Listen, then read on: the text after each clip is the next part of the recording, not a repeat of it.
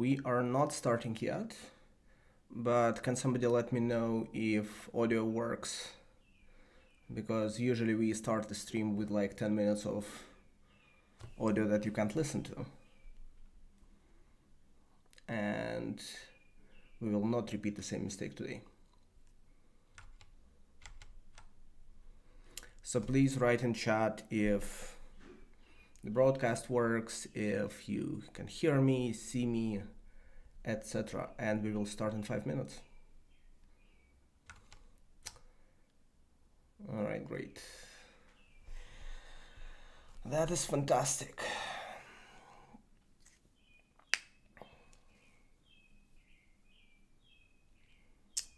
A little static.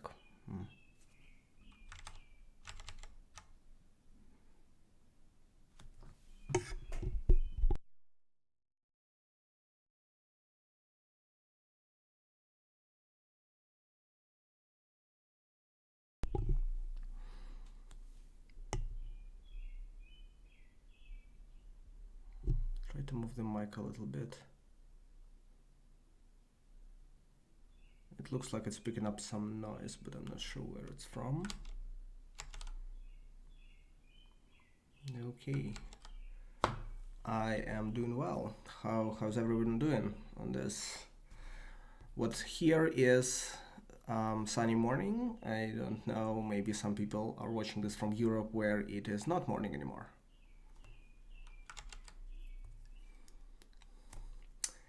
Wonder if I can pop this up.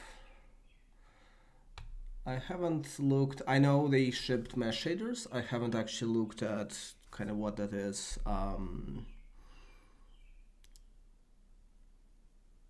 So yeah, I haven't watched the in-depth presentation. I do plan to. It would be interesting to see kind of what they circled, what sort of they ended up with.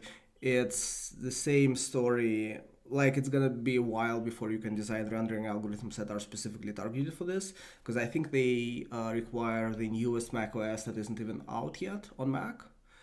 And some very recent hardware on iPhone, which is understandable, and it's a good sign of progress. It just means that realistically it's going to be years before it's like you can use it in a main rendering algorithm. But yeah, I do plan to look into this closer at some point. I haven't been doing rendering stuff more or less for the last few years. So like normally I would obviously know the answer to, but I have been sort of ignoring a lot of the developments in that space.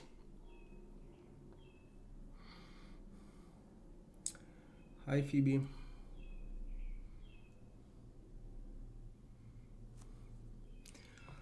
All right, we are starting in 2 minutes.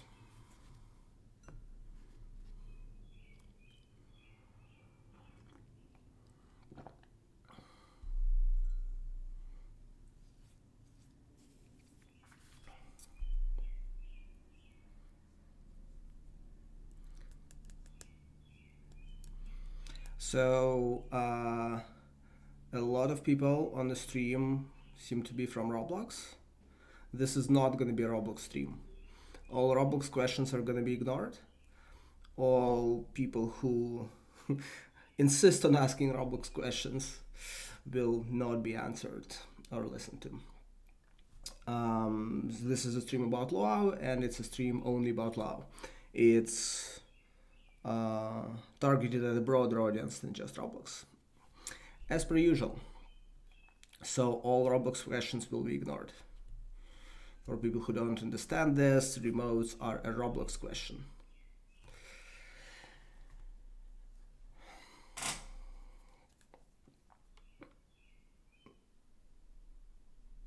Yeah, like devs have newer hardware usually, but mesh shaders are more about consumers than devs. It won't really improve any developer workflow. It will make it possible to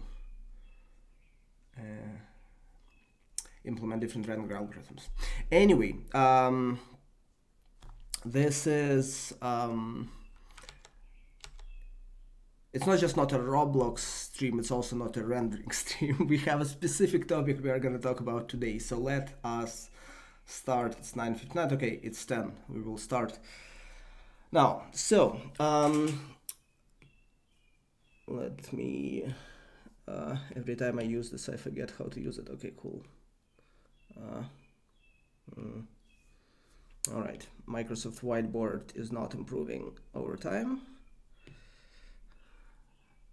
And this is a very inefficient method of raising stuff. Okay, so what are we going to be talking about today? So we'll first talk about Luau, what it is, why you should care, what does it mean for you, etc. Two, we are going to talk about past 6 months. So we open sourced Luau 6 months ago. Since then, there's been a lot of developments in the language, in the implementation, etc. So we will cover kind of what happened. We will talk a little bit about the big things ahead. And when I say ahead, I don't mean eternity ahead. I mean big things that we are starting to work on that will probably show up at some point in the relatively immediate future. And then we are going to have Q&A. You can ask questions along the way, but I will not be answering them immediately unless like it fits really well into the narrative. A lot of this stuff we will just answer afterwards. So that's the plan.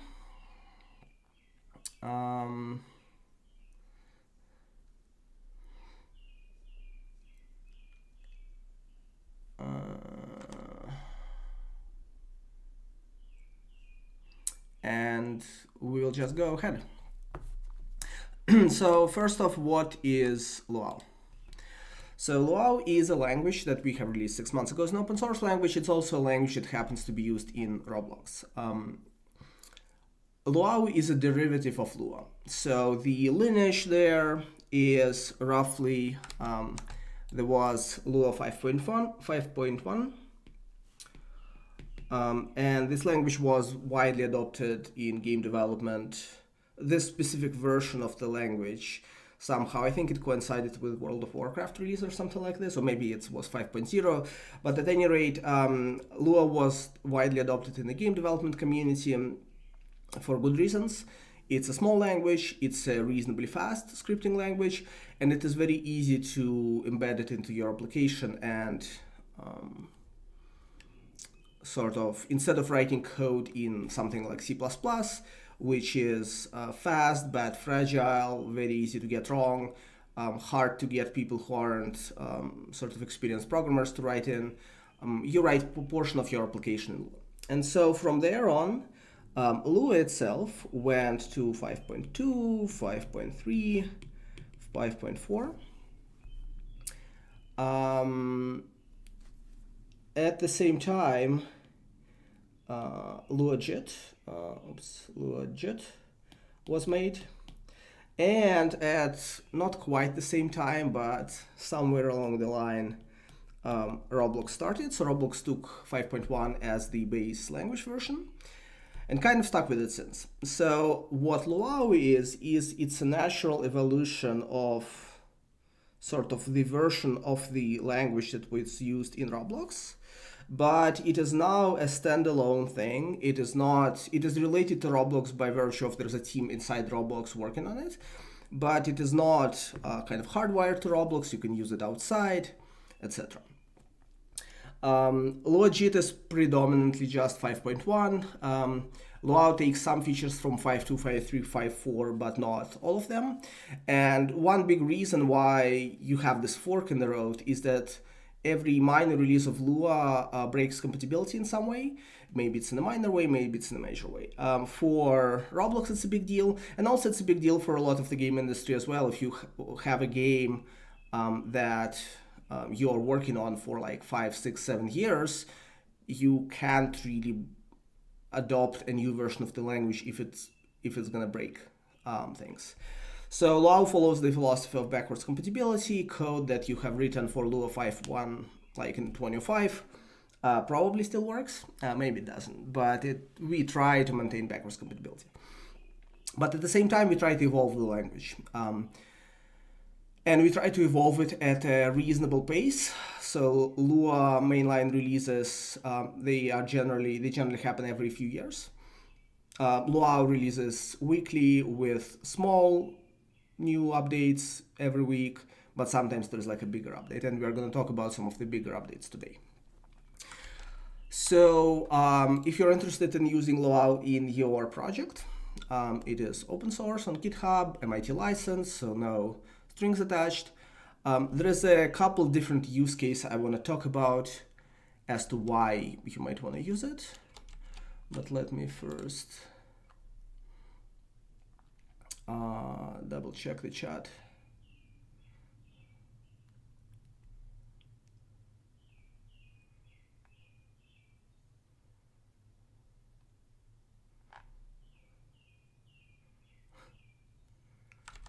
Okay. So there's maybe 3 interesting modalities of using Luau. Or there is the obvious Roblox use case, like if you use Roblox, you probably use Luau to write scripts, but this is not what we are talking about today. So there are, and I should say since 6 months ago, so we released the language as open source, it is good to see that some people are starting to pick it up in their projects. We aren't spending any time sort of marketing it in a sense, right? I mean, other than like I post on Twitter about it, but we aren't telling anybody to use Luau. Like people who use Luau, it's really great to see because they are picking it up on their own terms. There's a few reasons for why you might want to do this. So one is you have an existing code base.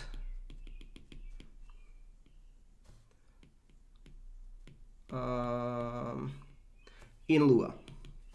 And often this might be Lua 5.1. We have, I can't talk about any of the high profile users, but some people are starting to look at Lua where they have like a lot of code in Lua 5.1, and like what do they do with it, right? So compatibility is important in that sense. And so you want to use a different implementation. You have a few options. You can try to upgrade to Lua 5.4. Some things are going to break. Some things are going to improve. Some things may break in the way that is very easy for you to fix. Some things may break in relatively major ways. You can use Logit, or you can use Luau now. So one of the benefits of Luau is it's actively maintained. And it is collaboratively maintained. It's basically impossible for you to get a patch into a Lua mainline. So if you use Lua 5.4, like if you don't like something about this, you can patch it in your copy of Lua, but realistically it's unlikely that the patch will make it back. There's like some cases where that's not true, and like if you have an obvious bug that you have found, then it's going to be fixed. But it's hard to participate in the evolution of the Lua language. It's very secular in that sense. And Luau is notably faster than any baseline version of Lua. So even though 5.4 made performance improvements, realistically, if you need performance, you probably should use Luau. Now there's Luajit, right? So Luajit is a very mature, let's say, implementation. It was started in 20 something, like 5, 6, something like this. First version maybe in 2009. It's been a while. Logit is a really, really, really good implementation. What are the downsides of Logit? Like, why would you want to use Logit versus why you wouldn't want to use Logit? So if you are working in very dense numeric code, or if you interface a lot with sort of custom C structures, and if you don't really care about safety, sandboxing, that kind of stuff, like if it's just you write the code in Lua, then you execute it in Luajit, then Luajit is probably going to be faster because it has a JIT, right? That's important. And it has some other benefits that I'm not going to talk about right now. there are contexts in which Logit is going to be actually slower than Luau. We have some people who have switched to Luau from Logit, and they actually see performance improvements. And the reasons for why that is are deeply technical, and I'm not going to go too much into this, but suffice to say there are cases where performance-wise you're going to win or lose. The downside of Logit is it's tied to a very specific version of Lua 5.1 that's not really going to evolve. So if you're looking for a language that gets progressively nicer to write code in, or gets more features, or gets more built-in libraries, Logit is going to be much, much slower developed. The other downside of Logit is it's really difficult to understand the code that's running inside Logit. It's difficult to debug it, etc. If you have a problem with Logit, it's hard for you to fix it, and it's hard for you to find people who know how to fix it. Whereas with Luau, the code base is much more straightforward, so you usually can understand what it's doing and why. And there's like a growing community that is starting to kind of understand the implementation and be able to tinker. But you could use either one, right? Logit is a fantastic version of Lua. The important thing to understand about Luau, which is where sort of point 2 comes in, it is a different language, right? It is a new language that is based on Lua. It happens to be backwards compatible with 5.1. So if you write a new code base, then you aren't limited to the specifics of the language. Like, you can use the language features that were added in Luau that no other Lua-like language supports. And some of these features are nice. Some of these features makes your code run a little bit faster. Some of these features make your life as a programmer a little bit easier. So depending on kind of what you want, right? If you just have an existing code base in 5.1 that you aren't going to change much, then you might go with Logit. But if you are actively evolving this code base, or if you're writing a new code base from scratch, Luau will provide some of the important advantages. And a lot of the documentation for sort of why of some of the features is on the website, luau-lang.org, somewhere here. So this is the website, and we have a bunch of documentation around this. So the other big advantage, whether it's an existing code base or a new code base, is if you are working on a large code base. What is kind of, why do I mention this, right? So when we started Luau, we had a few goals in mind. We had the goal of performance that I already talked a little bit about. We had a goal of sort of the implementation should be understandable and should be modifiable. Like it should be easy to understand why it has a bug or how to add a given feature.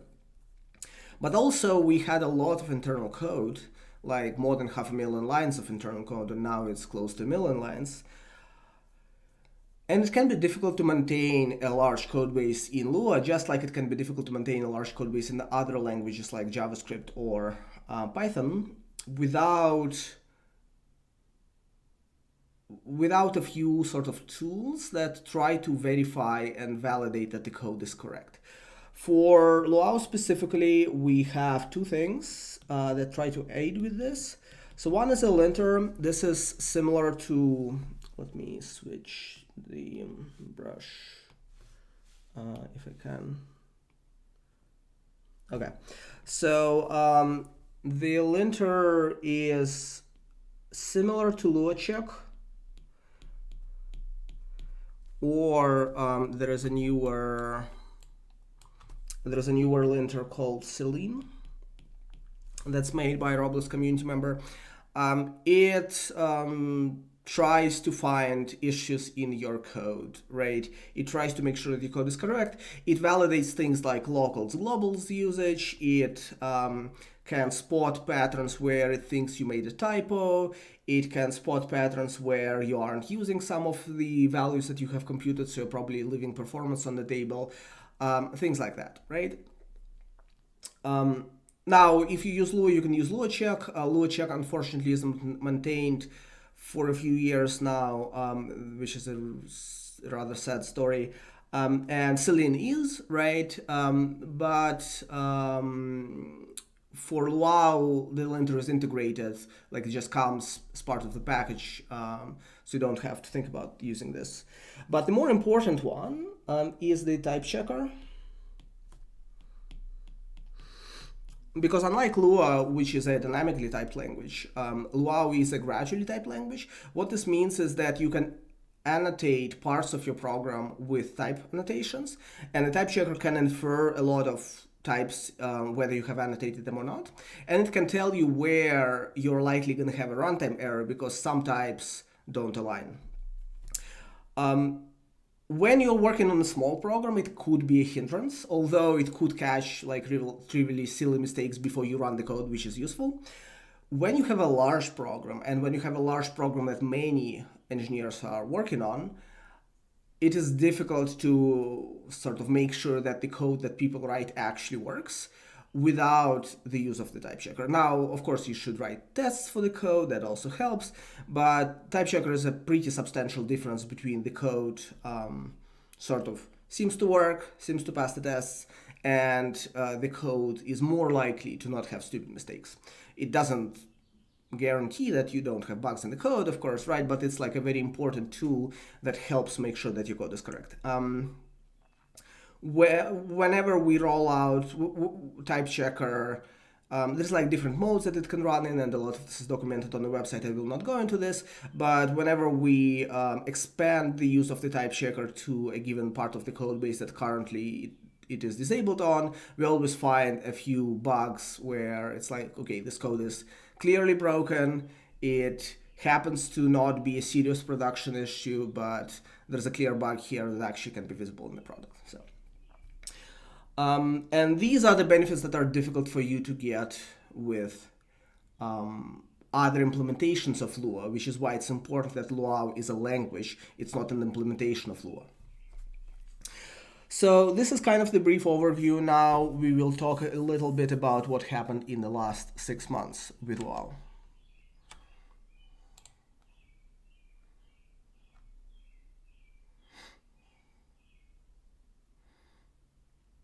The language is pronounced Luau.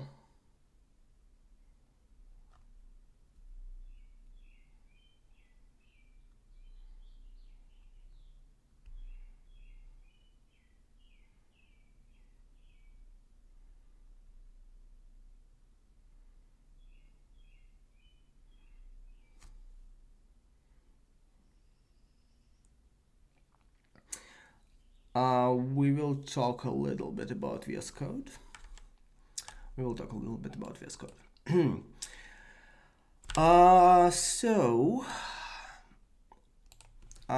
I went through all of the release. Every week there's a new Luau release, and every week it has release notes. And also, if you go to luaulang.org and go to the news page, then every month we publish a summary of kind of what has happened.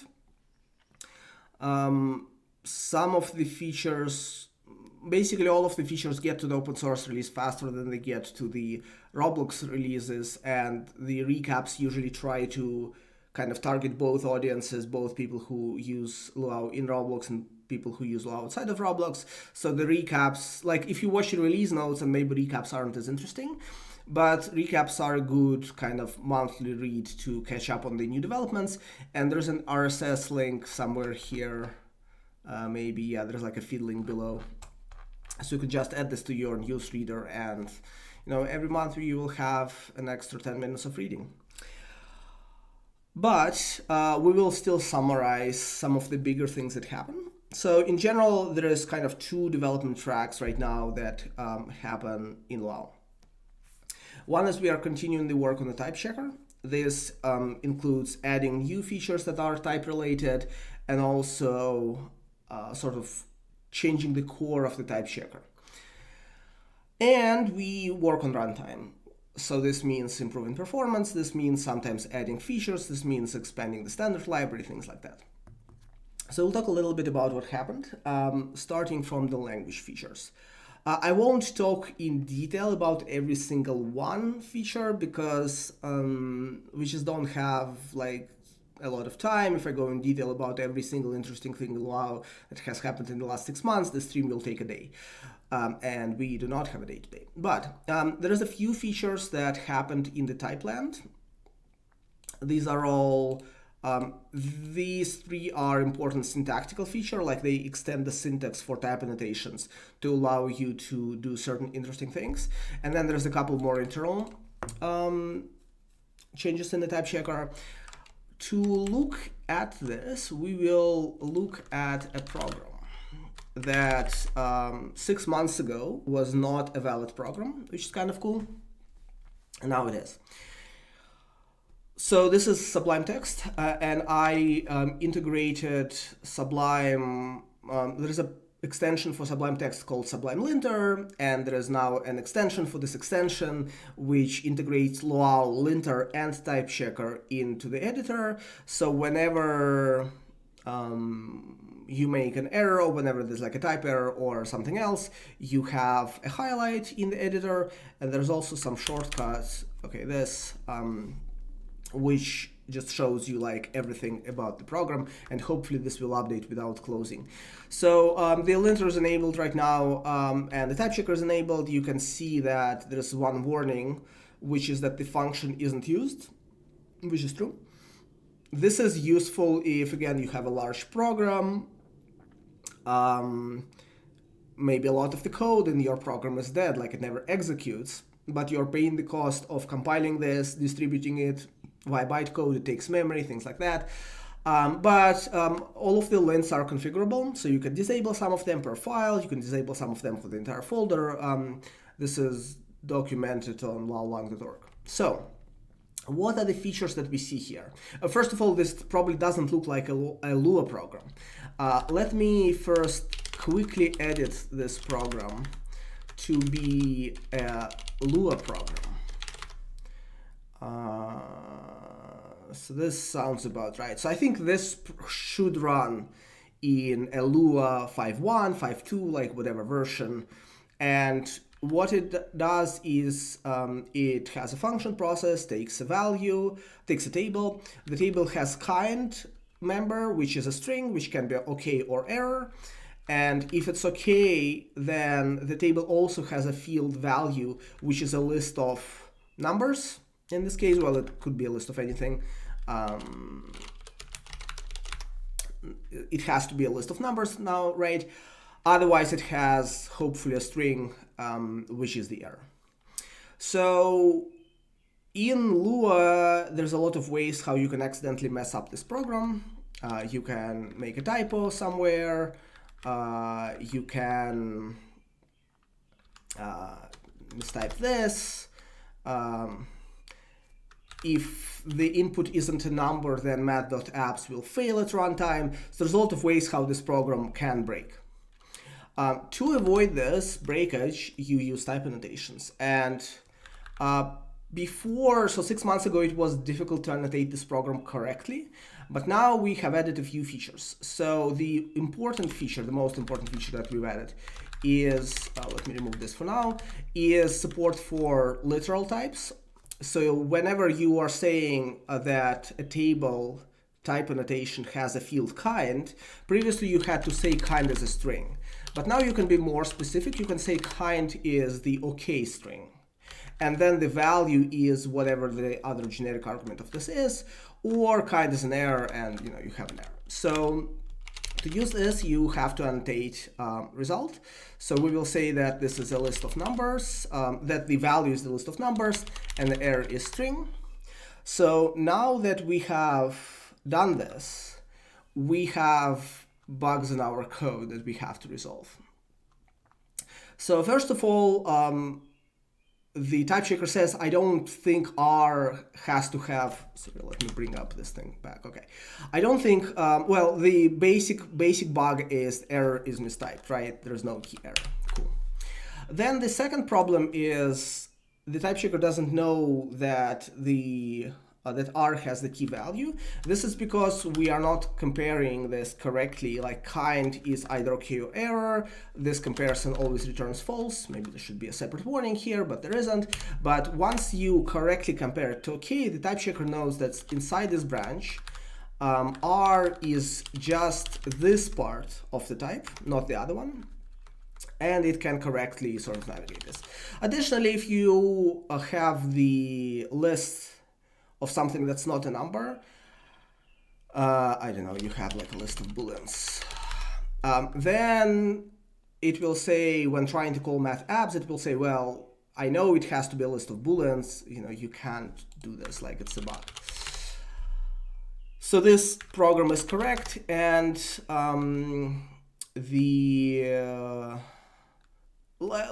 in this specific case, you can tell the difference because process has never been called, but once you call process with some actual table value, the call will now be checked for whether the argument corresponds to this type or not.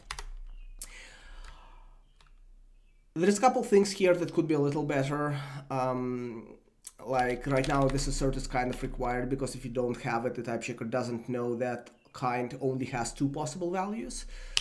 So you have to annotate this. But so this is one big feature that we've added. It's called singleton types. A lot of type refinement work, like making these things work well around this, was done in the last 6 months. One other smaller feature is that now you can have default type arguments for generics.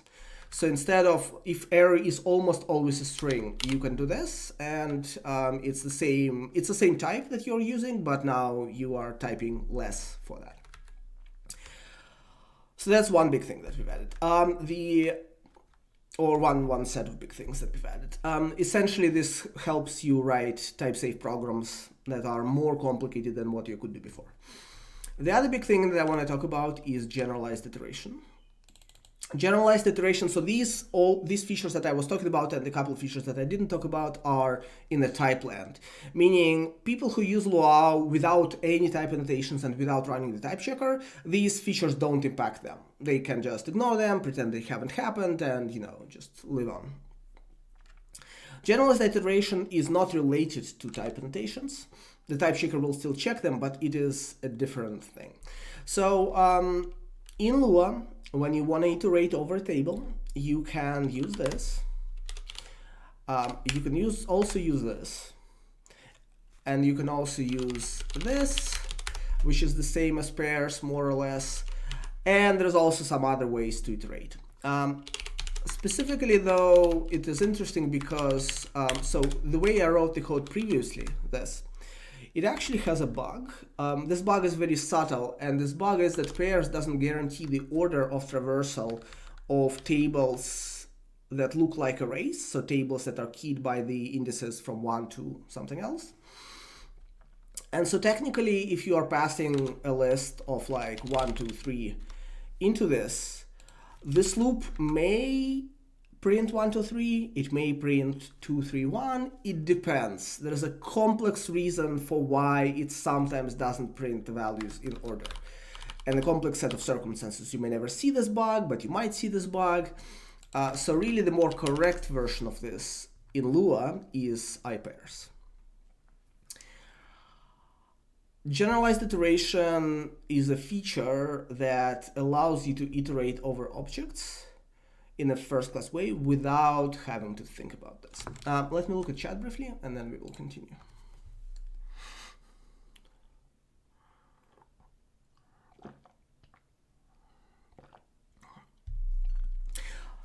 Yeah, there's definitely cases, hi James, there's definitely cases where so we have a lot of internal code and people start adding type annotations. And sometimes it's simply a matter of literally adding types to the code, like you don't change the code in any way.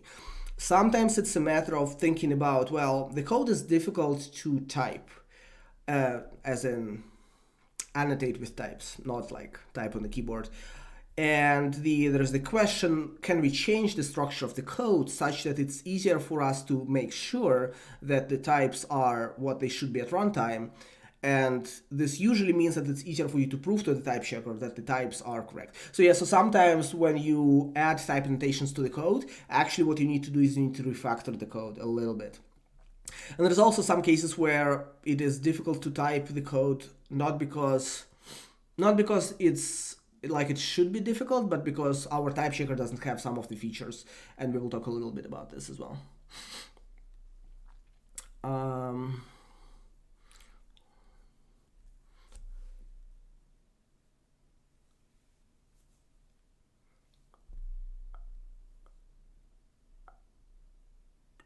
Um, require is the Sublime extension is a very simple wrapper over Luau Analyze. We'll talk a little bit about require later. So, what are the problems with the iteration in Lua? So the first problem I already talked about, should you use I-pairs, should you use pairs? When you teach the iteration syntax to people, you have to explain that there's this pairs thing and I-pairs thing and kind of why you should use either. And then some people always use pairs and it usually works but doesn't always work. But the other problem is, what if this thing isn't a table? What if it's some custom object? We don't... You can imagine all sorts of like interesting objects that you want to iterate through. Roblox currently doesn't have a lot of them, but there are some that we are working on. There is obvious questions about, like, if I wanted to expose a container, like some, I don't know, B-tree or something like this, that is written in C++ to the scripts, how do I iterate through this? You might have to add custom methods to this, like you would say for kv in container and then have a method on it called pairs or something like this. Some people abuse call for this. We will not talk about this. This is really sad. Like, it sort of works. It doesn't fully work. It's complicated. So there's like problems with overriding this behavior, which means that if you want to iterate over a thing without knowing what this thing is, it is difficult to do. Lua 5.something, 5.2 or 3 tries to improve on this by adding pairs and I-pairs methods. So pairs will be called by pairs function from the standard library. I-pairs is called by the I-pairs function.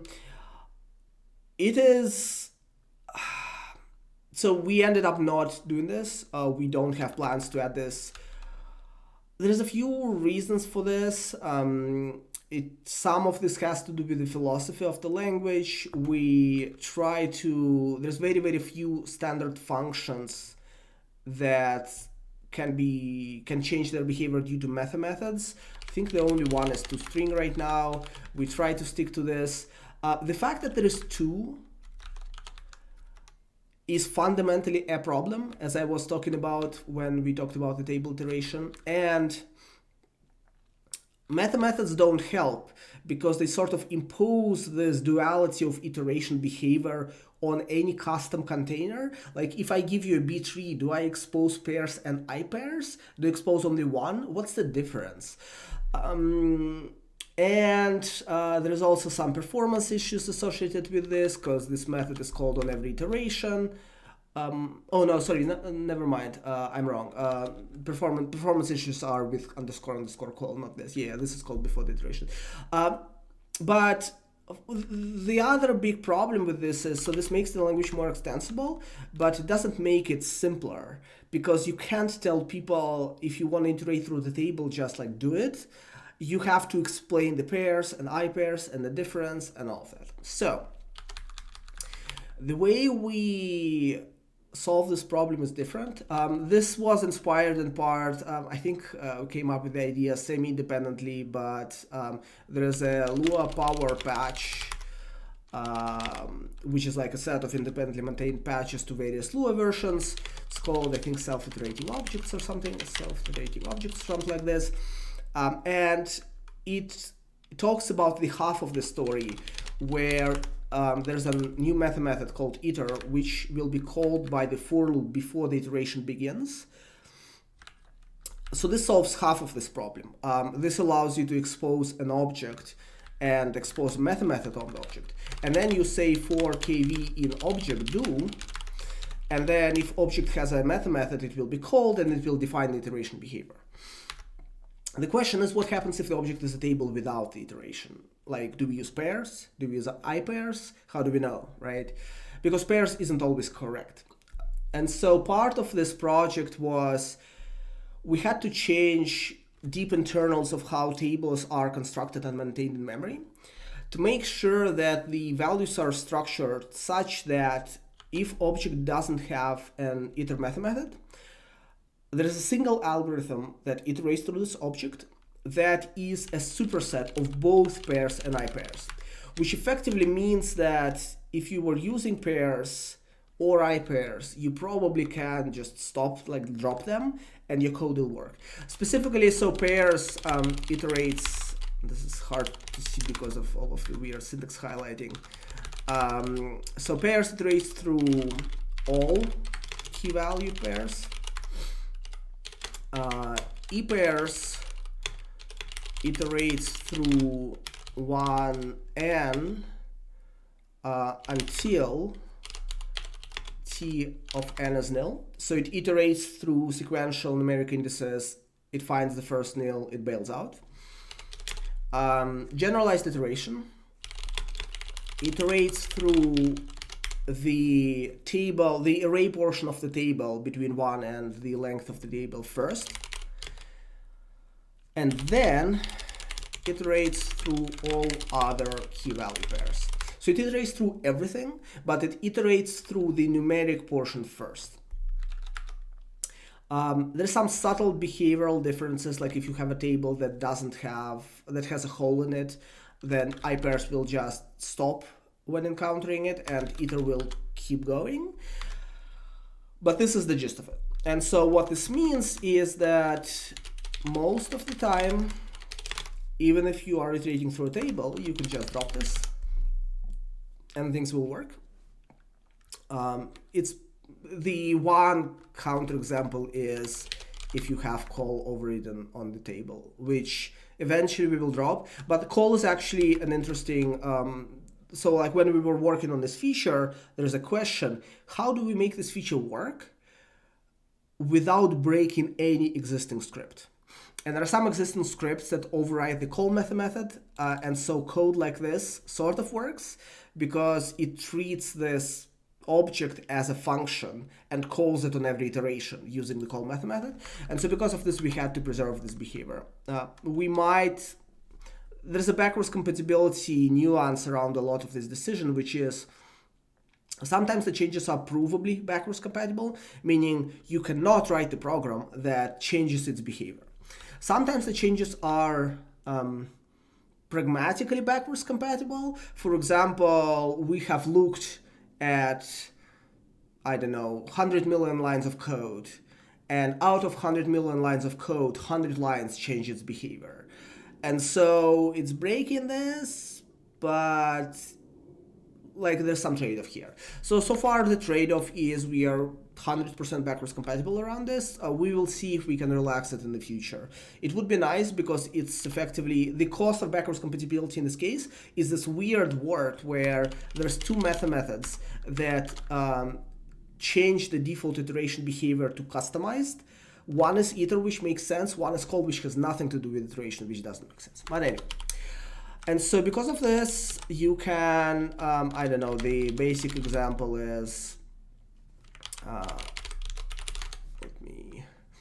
you can just, I don't know, you want to know what methods the math library has. You do this. And then you have all of the functions, right? You want to go through a table in order. You do this.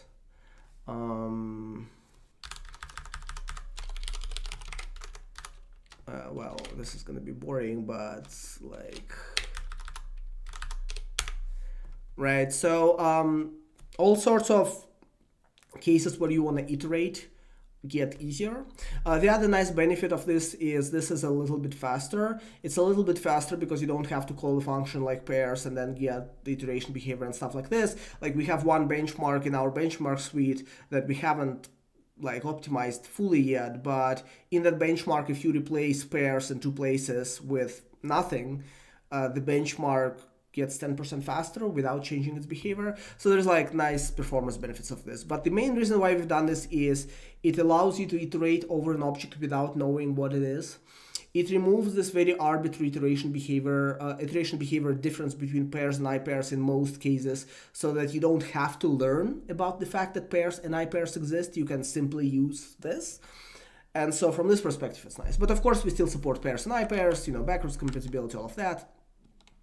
So this was a feature that was cool because it simplifies the language, it generalizes the language at the same time, it fixes some like weird issues around this. And the other nice benefit is that this internal structural change in the tables that I was talking about is gonna help us performance-wise in other areas. So this was the other big thing that we have done. So let me go through the rest. I want to finish the rest in 20 minutes, and then we will have Q&A. So what else happened in the 6 months, right? So like these are the big language features, some big type checking upgrades, generalized iteration. There were a few new functions added to library features. This was a port from Luau 5.4, I want to say. This is a new function that just creates a new table with the same keys and values. The benefit of this is it's much faster than trying to do it yourself. And these are relatively obscure but sometimes useful functions that allow you to find the first or the last bit that's set in a value, which in some algorithms is valuable, but it's a relatively niche use case. Part of the reason we added this is because we were dealing with some code that used them heavily that was ported from JavaScript, which has them, and so we added them. Performance. So overall performance, we worked on some performance changes, and the big goal wasn't to have a large uplift in general, but to kind of even out, to look at the cases where performance is unusually bad in our benchmark suite and in some other cases, and see what we can do about this. So overall, we are 2% faster on our benchmark suite, which isn't a whole lot, but some benchmarks in that suite get 20% faster. It's just that a lot of benchmarks get like 0.5% faster. And so geo-mean it's a geometric mean. It's a standard like benchmark aggregation measure. It is relatively harsh on, like, you can improve a benchmark like 10 times, and if no other benchmark improves and you have a reasonably large set of benchmarks, it's going to be like, oh yeah, well, good job, pat yourself on the back, but it's not as impressive. But it's pretty good. The compiler got a little slower because of some extra compiler optimizations that it has to do, but it's within 2% range. I think it actually got a little faster on Windows. This timings are from Linux, and so by and large, the compiler performance isn't something that we like pay as much attention to as runtime performance, but it's like reasonably good. Compiler performance is the time that it takes the compiler to parse your code and generate bytecode for the code with optimizations. The other big thing that is happening as we speak with performance is we are adding more aggressive optimizations to the bytecode compiler, which is a new mode. If you use Luau standalone, you have to like compile the bytecode with a special optimization level. It's in development. We haven't fully rolled it out in Roblox yet, so we technically don't know if it fully works. So it'll hopefully be more like production ready in a few months, and it interferes with debugging. So we usually use it in cases, we plan to use it in cases where you don't need to debug, like attach a debugger to the code, but you want the code to run faster. So there's a new optimization level called O2. The default is O1.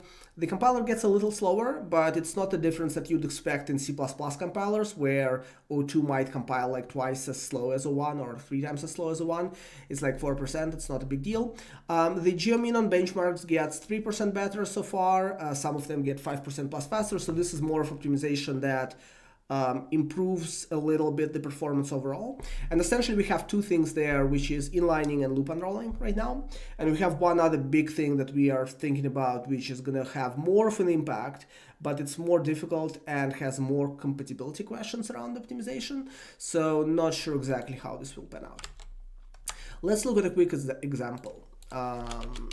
So I had this function stashed here. I have type annotations here. They aren't actually super important. This is just to make the type checker happy with the code. I did want to highlight, so this code, when I wrote it, it had a bug. The bug is actually highlighted here, like I meant to. So this is dot product of two vectors. This is a function that takes a vector and normalizes it. It computes the square length using the dot product, then computes the square root, and then divides every component. Pretty naive code. This has a bug because it accesses L, which is not actually like a valid local or global. You need either a linter or a type checker to catch things like this. So this is mostly why I had type annotations here. But let's remove them so that this code is just plain Lua. All right, so this is pretty naive code. There are two important optimizations that happen in Lua that didn't happen like 6 months ago. Like this code runs dramatically faster now than it used to. Why is that? So the first problem that we have solved is if you compile, do I have, it's unfortunate. Oh, I have the, no, I do, okay. So we have a special compile switch. So this is the version of the compiler from 6 months ago. I don't expect you to read this fully, but one important thing to know is, so when we compile the function normalize, when we create this table, the compiler from 6 months ago created an empty table.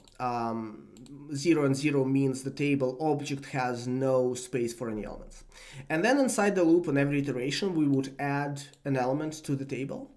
And the first, actually all three insertions will resize the table. Because the first insertion will be like, okay, the table is empty, I'm inserting one element, the new size is 1. And the tables grow as power of 2, so you go from 1 to 2 to 4. And so this code was slow, not just because it has loops and function calls and all of this, but also because it resized the table like twice. In Luau, and again, this is where it's valuable to have code that only uses Luau. You could do table create 3, which pre-creates a table with a capacity of 3, and so then you don't have table resizes, which is good if you know that you need to do this, but this code, as you can see, is relatively naive, and so people who write code like this may not be thinking about performance actively. But the new compiler produces by default roughly the same bytecode with one important difference. It recognizes the fact that you have a loop that will run for 3 iterations, and every iteration inserts an element into the table, and it pre-creates this table at the capacity 3, which means that there's going to be no resizes in this code. So this is the first thing that even at 01, like this is why I said, oh, compiler got 2% slower, and well, no big deal. One reason why it got 2% slower is it does a little bit of a better job producing bytecode by default. But the other big thing is that we have this new optimization mode called O2. And when you apply this, so this is the normalized function, there's 2 important things that happen. One is it inlines the dot product function. So it computes this expression without any function calls. This is the code. Now this is roughly the same code that happened inside of this function, but you don't have a function call. You would note that this code is still not very efficient because it gets the each element of each vector twice. To fix this, this is the case that I was talking about where it's difficult to, it's a more complex optimization that has further reaching effects. So we are still figuring out kind of how we do this and whether we do this and stuff like that. But even this is still like avoiding a function call is good in this case. The other important thing that happened is the loop was unrolled. Previously, let's see if we, so this was the code before.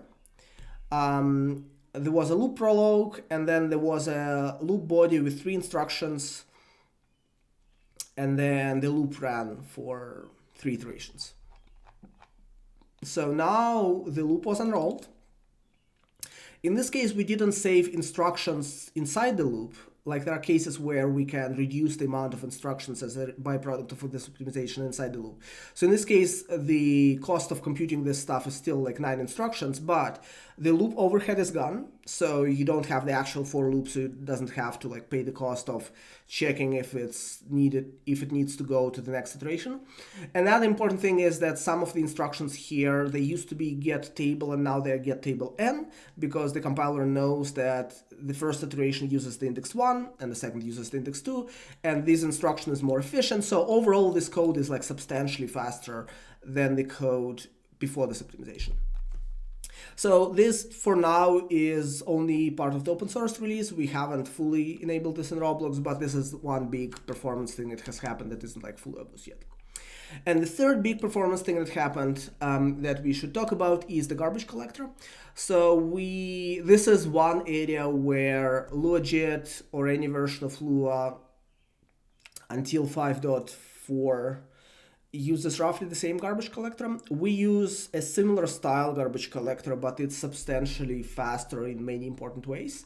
5.4 adds a generational mode. It's actually a bad idea for games. We will not talk about this maybe in the Q&A section, but like the way they've done it is bad. Bad for games, not bad. There are classes of application that it is okay at, which is why they added it in the way that they did, I think. But for games, it's not good enough. But one big thing that happened in this release is garbage collector has 2 stages. One is called mark and the other one is sweep. Mark traverses the heap to find objects that are reachable, and sweep removes everything that's not reachable. So the second stage got several times faster. We document a lot of these optimizations on our website. So if you're interested in details, you could go to performance and then optimize garbage collector sweeping, and then there's going to be like a description of how this works. But briefly, Lua uses the default allocator that the standard library provides. LuaJIT uses a custom one, but it just uses a custom allocator because it's faster. It doesn't take advantage of the fact that it knows how the objects are laid out in memory. Our garbage collector now knows how our allocator lays out the objects in memory and takes advantage of this fact to do the sweeping way faster. There's a few other benefits of this optimization. It saves 16 bytes for every single object that you allocate. It sounds relatively trivial, like what, 16 bytes? But once you have millions of objects in your heap, that's like tens of megabytes of data saved. And we've done a bunch of other optimizations on GC that are just like more, I could talk about them for like an extra hour and we don't have time. But so garbage collector, it was already faster for many important use cases than the vanilla garbage collector, and it got substantially faster still. So this is performance in the last 6 months. There was a lot of stuff that I will not talk about because we don't really have time that happened for both type checking and runtime that doesn't fit into this large, interesting category. There were tons of changes for the type checker, there were tons of smaller changes for the linter. I don't know, one thing that was inspired by a code that somebody on the team wrote that is misleadingly wrong is if you write table create 42 and then pass an empty table, what you think you're doing is you're creating a table that has 42 empty tables. What you're actually creating is you're creating a single empty table, and then you're creating a table that has 42 references to this table, which is likely not what you intended. If it is what you actually intended, then for the reader, something like this would be preferable. But if you write this code like as is, then you will have the warning that says, hey, maybe this is what you meant, but it feels kind of unlikely that you meant this. So this probably is a bug in the code. Oops.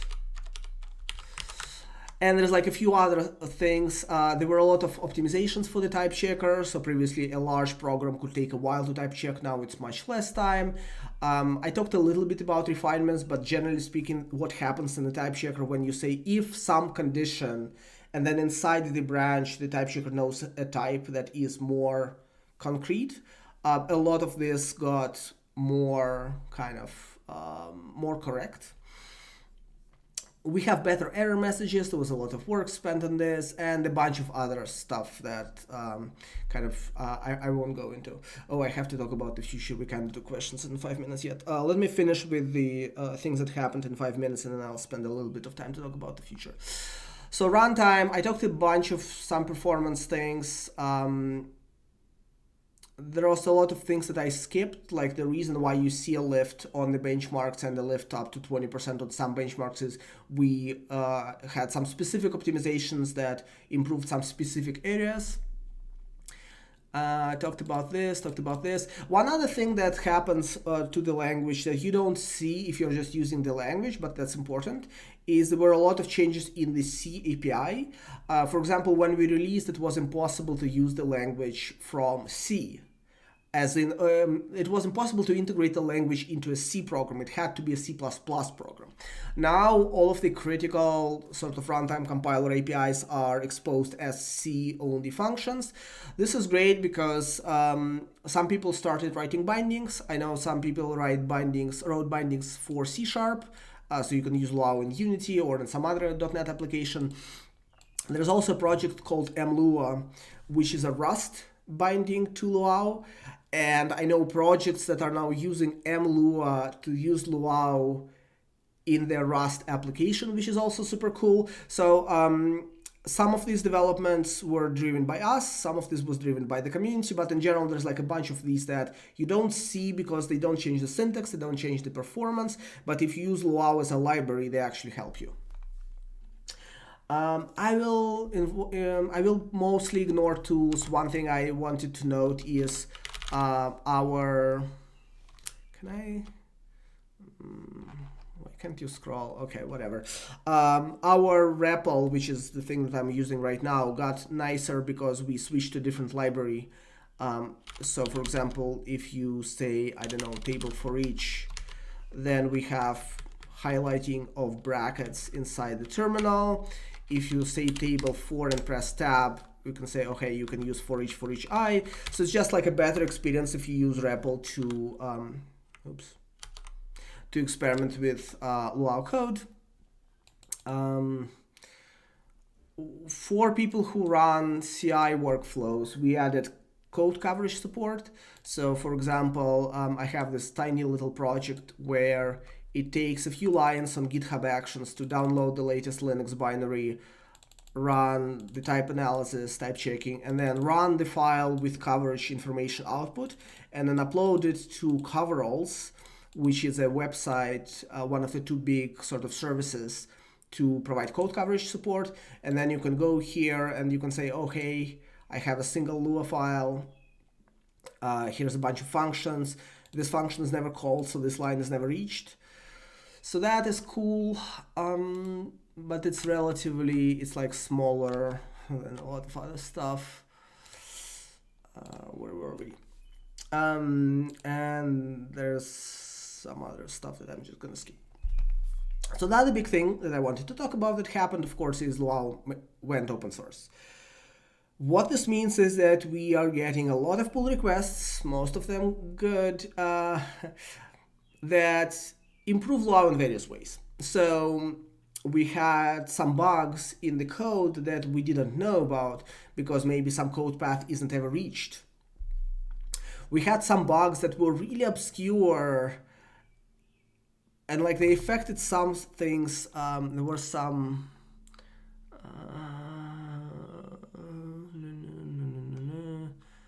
I don't it's too much. There was some bug that was like in some specific code path, in some specific case, some specific argument to some method or something is like wrong. And we just didn't even know about this because we wouldn't ever have hit this case, but somebody did. There were a lot of changes to the C API that I mentioned. A lot of them came from the open source world, which is great. This makes Luau better when used as a library. Documentation fixes, some optimizations as well. So just a lot of really, really good changes. In fact, I should mention one thing. We have a demo on the page now where you can run Luau code in like your browser. This is using WebAssembly. This whole thing was contributed as an open source feature. Like we didn't have this demo page before when we released as an open source. So this is really great. A lot of the engagement in that sense, and really happy to see that and really looking forward to see more. So it's an open source project. We have a contributing guide that tells you kind of how do you contribute changes, what do you pay attention to, etc. Some parts of the project are difficult to contribute code to, like you have to have domain knowledge or you have to pay a lot of attention to performance or something like this. Some parts are much simpler. And so in general, I think Luau is a reasonably good introduction to a production language development. There's a lot of smaller, simpler languages that are maybe easier to contribute to, but they don't have the same reach.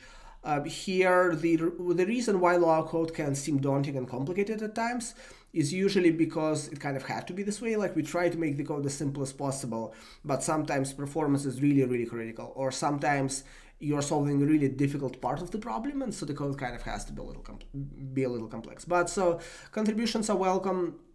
One other thing that happened that I want to talk about is people started writing tools using Luau as a library. One tool I want to highlight in particular is Luau LSP. So we had plans, and we still have plans, to figure out some better LSP integration that you kind of get by default.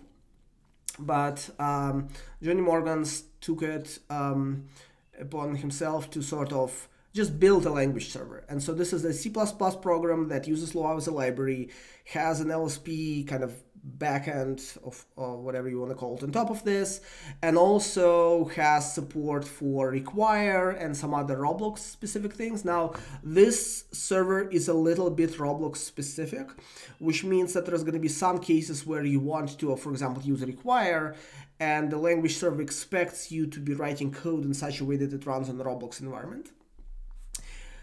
But it is a really good start along this direction. I'm hoping that we can figure out some version of this in the future that is not Roblox specific, and then this can be like an add-on on top of this that is Roblox specific. But so things like this happen, right? And for people who write code specifically for Roblox with VS Code, they can now integrate Luau LSP and get the same type checker that you have in our editor, which is great. This is in active development, so if you have feedback about this project, leave it on this project's page, but it's great to see this kind of developments in the community as well. So this is a big part of this community contribution, contributions that sort of isn't present on the Luau project because it's a different project, but it's still really good to see. All right, so this is all of the current stuff. I want to talk about a couple big things that we are thinking about next, and then we will have Q&A. And I will read chat.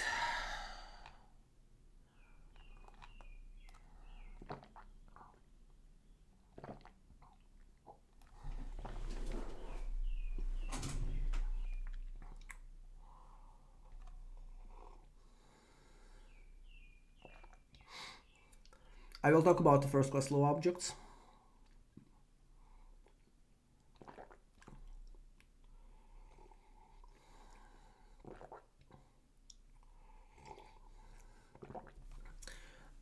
It is the performance question on iPairs is complicated. It's usually the same. iPairs can be faster for a really complex reason, and in the future this reason will go away. In general, the approach to performance that we take that I talked about before is to the extent possible, using idiomatic code is good, and then we will try to optimize idiomatic code. This is a little different from the approach that LuaJIT takes in certain cases. For example, in Lua and in LuaJIT, the code. So let's look at this code. Let's ignore the for loops, the inlining, function calls. One thing that people will tell you you must do in Lua is do this. Why? Well, this is a global lookup of math, 2 a table lookup of square root, and 3 function call. And so by using a separate local, you remove these first 2, and your code ostensibly gets faster. In Luau, it's really, really important for us that to the extent we can, we don't force you to optimize the code sort of in this trivial way. So like in Luau, actually none of these 3 things happen in this code. None of these 3 things. We will not talk about why, but none of them happen. And this is really important because you don't have to think about things that shouldn't matter. You just write math.square root and it works. Why did I bring this up? Oh, so for I pairs, like there is a specific case that is really, that I won't go into, where I pairs could still be faster than like generalized iteration. But we are working right now on, so we got the feature ready, it's shipped, it's usable, but it is not the fastest it can be yet, because the process of shipping a feature is very iterative. Like you make sure that it's correct, and then you make sure that it plays nicely with everything else, and then you figure out how to change the VM to support this in a safe way. You roll it out, everything is safe. Okay, your next step is, how do we extract every single nanosecond of performance out of the iteration? So this hasn't happened yet. The iteration will get a little bit faster, and so we'll see what happens with iPairs. But like, it is unlikely. There might be programs where you change pairs to iPairs and things get faster in Luau. It is a small class of programs, and generally speaking, it's not the thing you should be thinking about when you write the code. You should be thinking, oh, I want to iterate through a table. I will skip to number. It's complicated. I'll just take a bunch of time. Maybe we'll go over it in Q&A. I covered generalized iteration, iPairs and pairs, I think. Let's talk about Ravi in the future. O2, let's talk about this a little for inlining of functions, there is 2 rules really. One is it should be a local function. So we cannot inline across modules, and we do not currently inline anything that's not a local function. There's like some of this we can fix, but it gets really difficult to fix it in a way that's guaranteed safe. And so like it's not super likely right now that it will happen, but so it must be a local function. The second thing is that we have what's called the cost model in the bytecode compiler that looks at the code, looks at the features that it uses, assigns a cost to each one, and then figures out if it's profitable to inline. For example,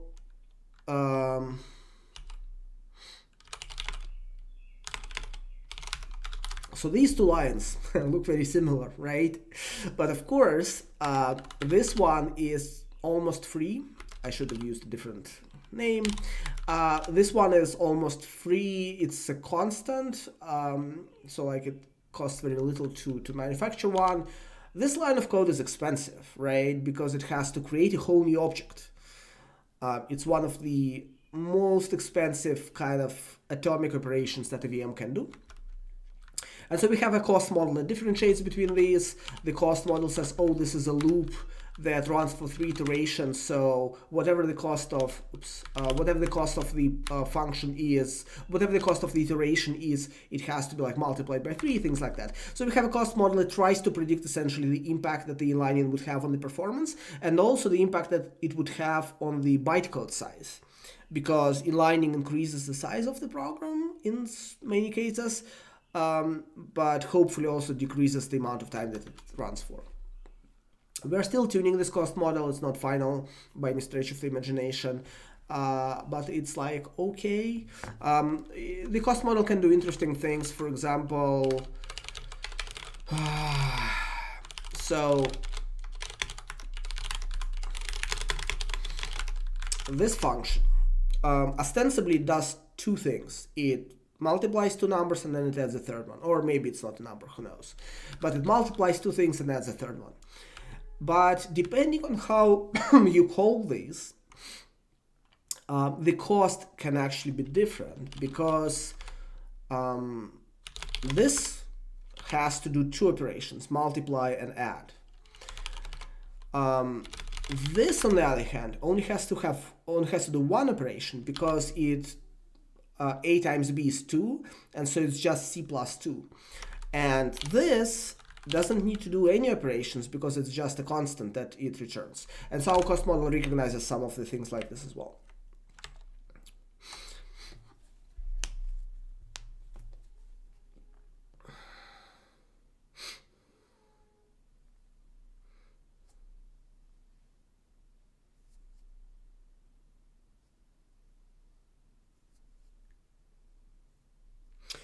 In vanilla Lua, next is faster than ipairs because you skip the first function call. So like if you have a short loop, then you don't pay the cost of the pairs call. This is the thing I was talking about in one of our benchmarks where it gets 10% faster, like this is why.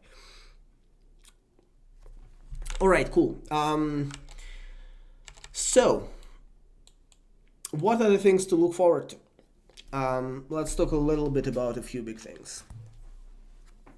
So one of the biggest efforts right now has to do with the type checker, and it is difficult to summarize it in a single word or in a few words. But the goal for this project is sort of twofold. So today there is two modes, non-strict and strict.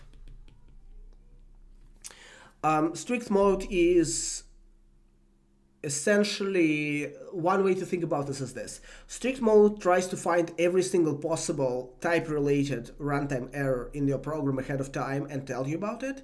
So when it's not sure is the code correct at runtime because of types or not, it will ask you to annotate it. Non-strict is like the opposite, where it tries to give you as little diagnostics as possible, but when there is some code that it is pretty freaking sure is gonna fail at runtime, then it's gonna tell you about this. The way we have built these two modes originally was very, very different because of this. We sort of have 1.5, let's say, type checkers right now, because we sort of have a single type checker code base, but there's a lot of ways in which the behavior of the type checker is different between these two modes. And we want to do, and the other big thing is, by default in Roblox, which is kind of the training ground for a lot of these features, like when you have, I don't know, hundreds of millions of lines of code that I don't even know how to estimate, like let's say hundreds of thousands of people have written over the last 15 years. It's a lot of code, and it's a really good kind of proof, what's the word, existence proof sort of, right?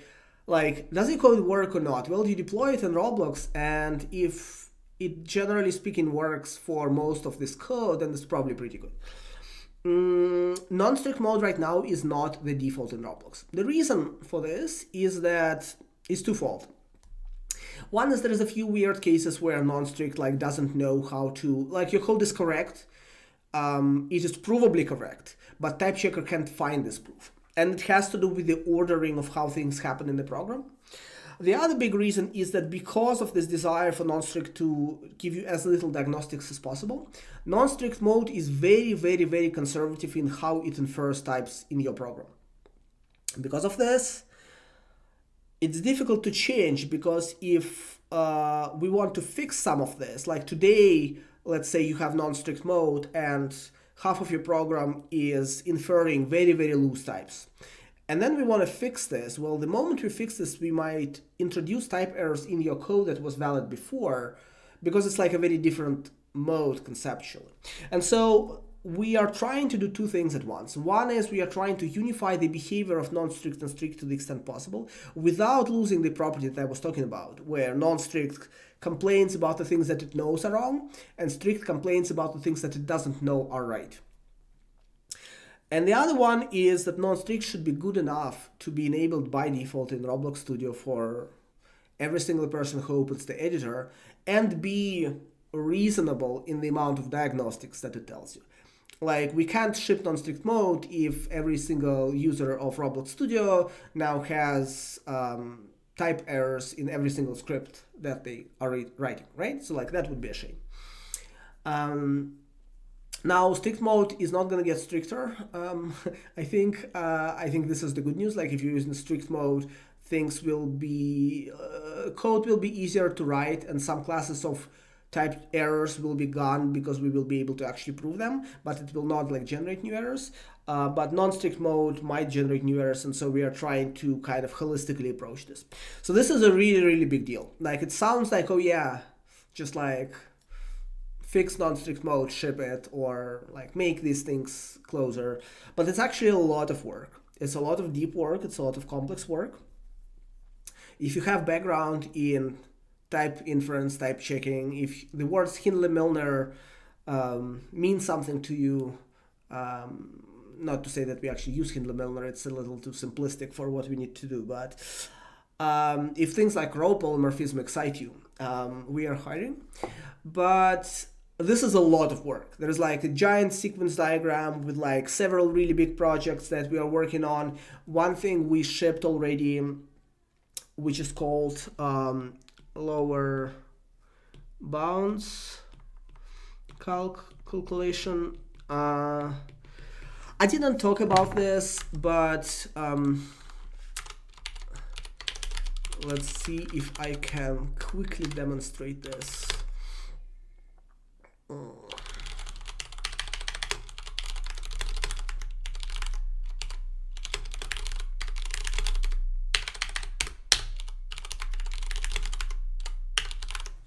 So this is a very simple function.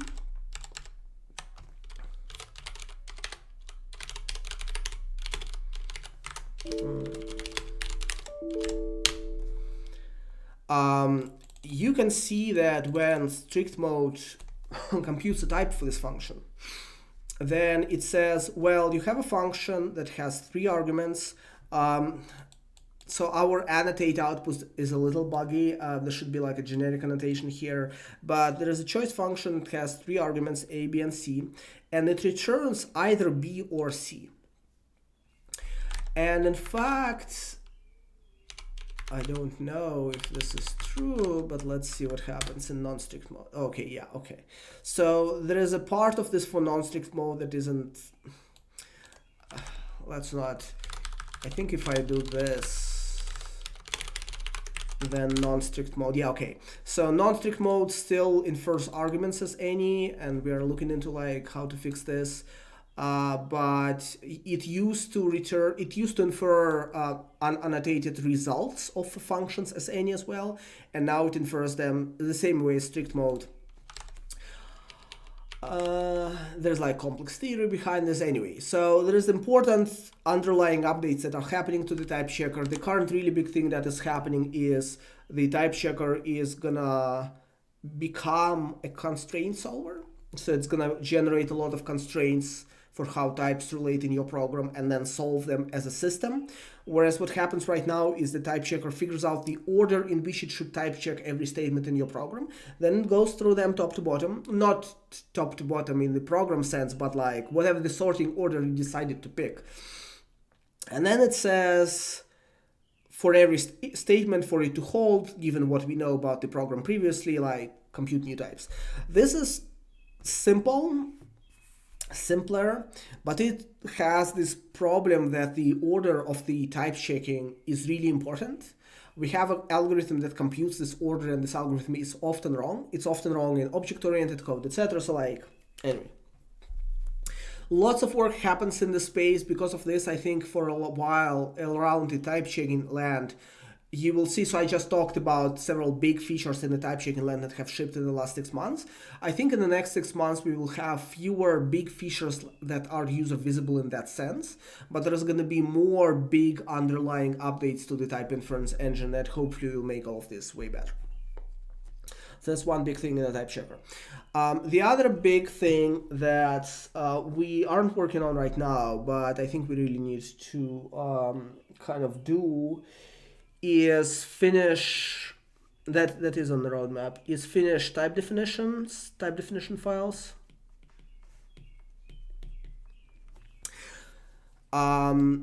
Like there was a question on the repository discussions like yesterday about this. Essentially what it is that when you use type checker inside of Roblox, then we figure out what the type should be for every internal API. We internally kind of inject this knowledge into the type checker and things work. When you use the type checker outside of Roblox, things are difficult because the default binary that we give you doesn't know about any type in your program, whether it's a Roblox program or it's a custom program that you inject into it. You have a choice of building a custom version of this analyzer, which, for example, Luau LSP and some other projects like this do. But there you have to inject the types into the type checker, and you can do this using C++. The syntax for this is really awkward because you have to interact a lot with these like C++ APIs for type checker that aren't even like documented or well defined. Anyway, it's not very pretty right now in that sense. And so this is one of the big things that hopefully, so we have a syntax for this. If you look at the Luau source, no, not here, for how some of the standard library is defined, we actually have like, here's what the bit32 type annotation looks like. It doesn't use crazy C++ stuff. It's just like a snippet of text. This syntax is not stable, as in we haven't like formally finalized this. So it might change a little bit. And it is not accessible in the sense that you can't just, there's not like a command line argument for the Luau analyze linter type checker to grab a definition file from somewhere. So this is a big thing in the typing land as well. And there's a bunch of other stuff that I won't go into. Like, so this non-strict thing, a lot of things are sort of inside this. Like one big thing that we that you can sometimes see mentioned is type states. This is it's a richer ability to have different types for a variable assigned at different points in the program based on how the value of that variable is modified. We support a weak version of this for type refinements. We don't fully support this. It's actually really important for typing some very, very idiomatic programs. Like today,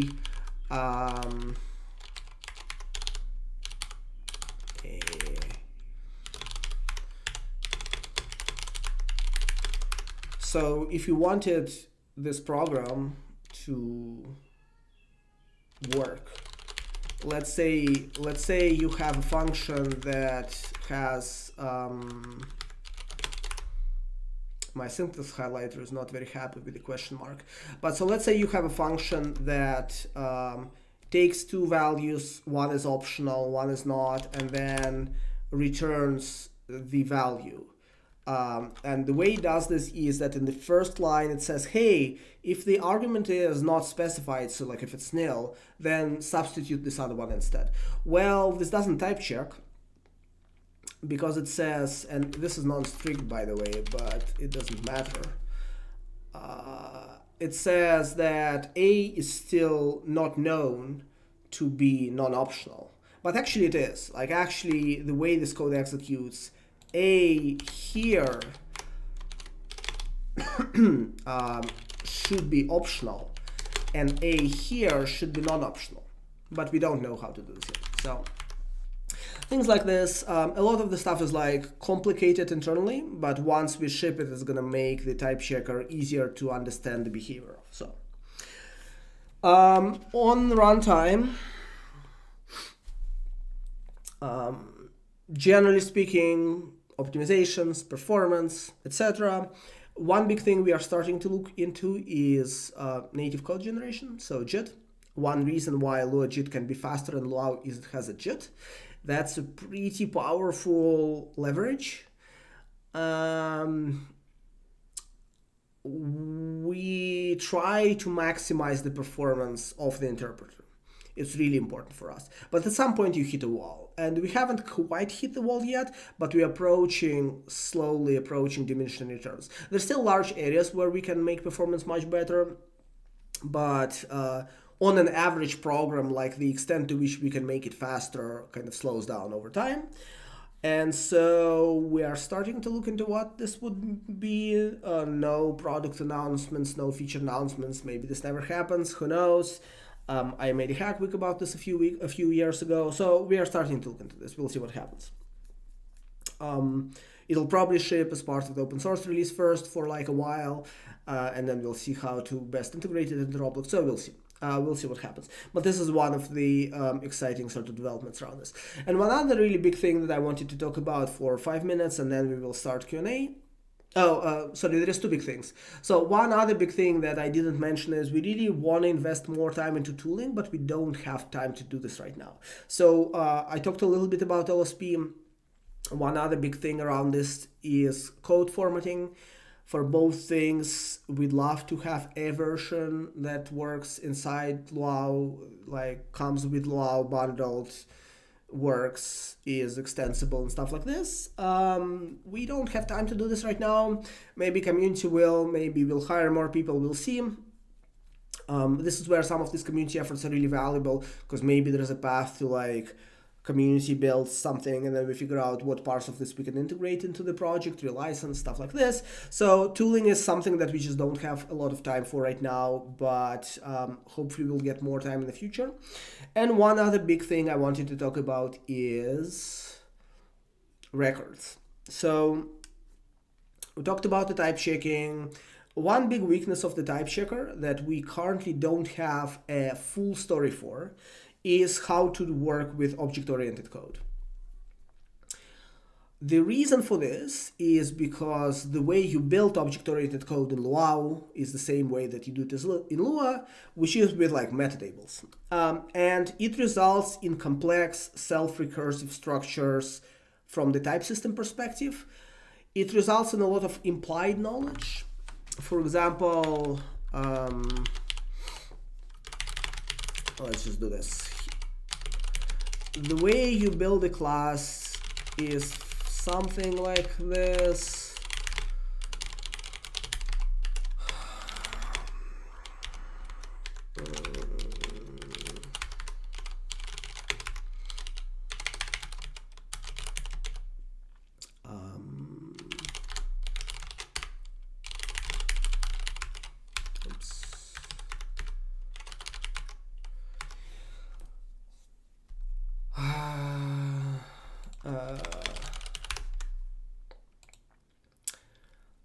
The problem, so there's no type errors in this code, which is slightly surprising, but the bigger problem with this is that there's a lot of implied knowledge here, because of which the type checker doesn't really know what happens in your code. So like the way you use this is class new, and then you can say local val equals obj get value. So that's cool, but what you can also do is you can do obj.getValue of some other completely unrelated table, and this will like do roughly the same thing, but not quite the same thing. Now the type checker is getting better, as you can see, at recognizing certain things, like it knows that this thing goes through the meta table, through the index, etc. But in practice, when you go from the store example to like a large class, it's really, really difficult to type it well. We have some things around this that will improve this, but we don't have the full story. And one other problem with code like this is that tables aren't very memory efficient. So what happens here is that we allocate two objects, table object and table hash part, and table hash part takes 32 bytes per field.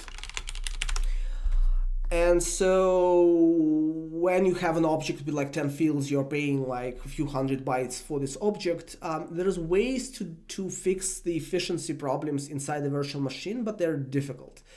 And they're difficult in ways that make the VM more fragile, and it's not clear that we want to go there. It's like, so one hope, there's a proposal about this that needs changes and needs to be fleshed out. Like, it's not the final form, it's not a good form yet. But the hope is that you can instead say, I have a record, and this will not type check or whatever, because obviously this is not valid syntax. But the hope is that you can remove all of this, you can say something like this, and then this doesn't compile anymore because you're not passing it like the right thing. And then here we actually know that value is a number, because if you were to type check the code before with the tables, I don't think the type checker knows what get value returns. Like, it doesn't know that it's a number because it can't correlate this with this, because they don't have to be linked. So the hope for why this feature is cool and useful, when I was talking about generalized iteration, right? So like, there's a problem, which is that iteration has too many different ways to do it. They're not general, and they're less efficient than they could be. But at least type checker wise, it's fine. The problem with object-oriented code goes like this. A, it's difficult to teach because it requires teaching metatables. And metatables are not like a really complex concept, but there's a lot of people who are struggling with this concept. And so if there was a way to teach object-oriented programming, or just sort of how do you make basic data types without having to teach metatables, that would be cool. Difficult to type check. And this is where teaching this is a nightmare. Like, right now, it's difficult to annotate the code that uses object-oriented programs. It's possible, sort of, but it's like, I'd really love to just sidestep this whole thing. And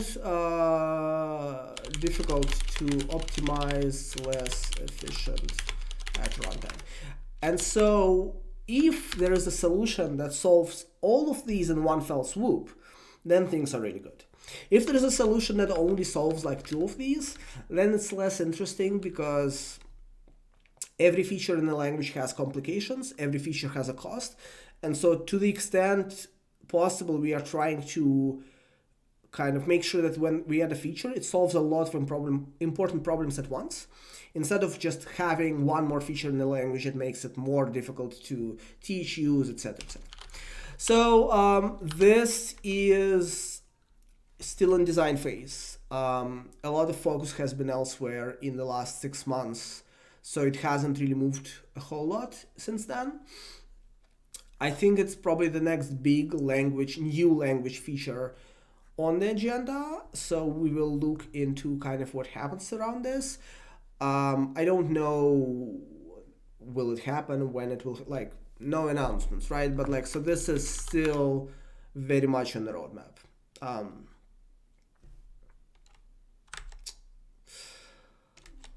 And then, of course, there's a lot of other stuff that we have on the agenda that I will not talk about this because it's smaller or more kind of out there, like will take more years, things like that.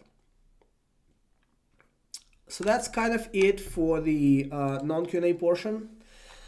Let me go through the questions that I wanted to talk about, and then if you have more questions, we will. I will take a 2-minute tea break, reading the questions, and then we will go through the Q&A. If you have more questions about what I talked about or things unrelated to what I talked about, but still related to Luau as a language, not Roblox specific ideally, then we can go through them as well.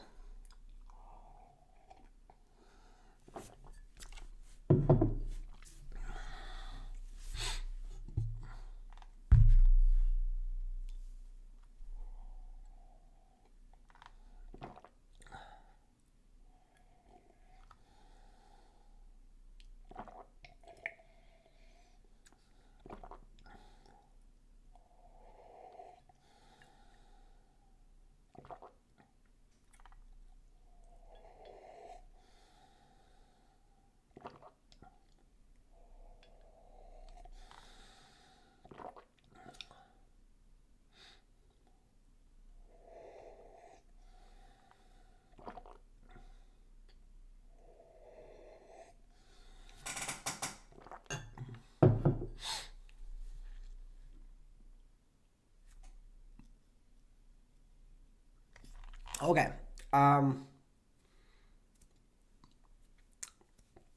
So have I looked at Ravi? Yes. Ravi is neat.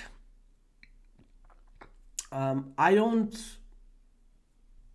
know if like Ravi, like it's difficult to gauge whether Ravi has a community behind it. I've mostly seen like it sort of feels like a personal project, but it's neat. It has a JIT. It has a type system. Its type system is very different from what we have right now. It's the goal for the current type checker is to be able to ascribe reasonable types to complex programs, and I think the goal for Ravi is to have enough type annotations to be able to generate good machine code with LLVM, so it's a little bit different. But yeah, so I looked at this. I don't know, when I looked at this, it wasn't obvious that there are lessons that we can learn from Ravi, but I'd love to be proven wrong. It's like interesting to see projects in this space. But there's not really any relation between Ravi and Luau, right? It's a little different goals, stuff like that. So external linting, I think I covered Luau LSP.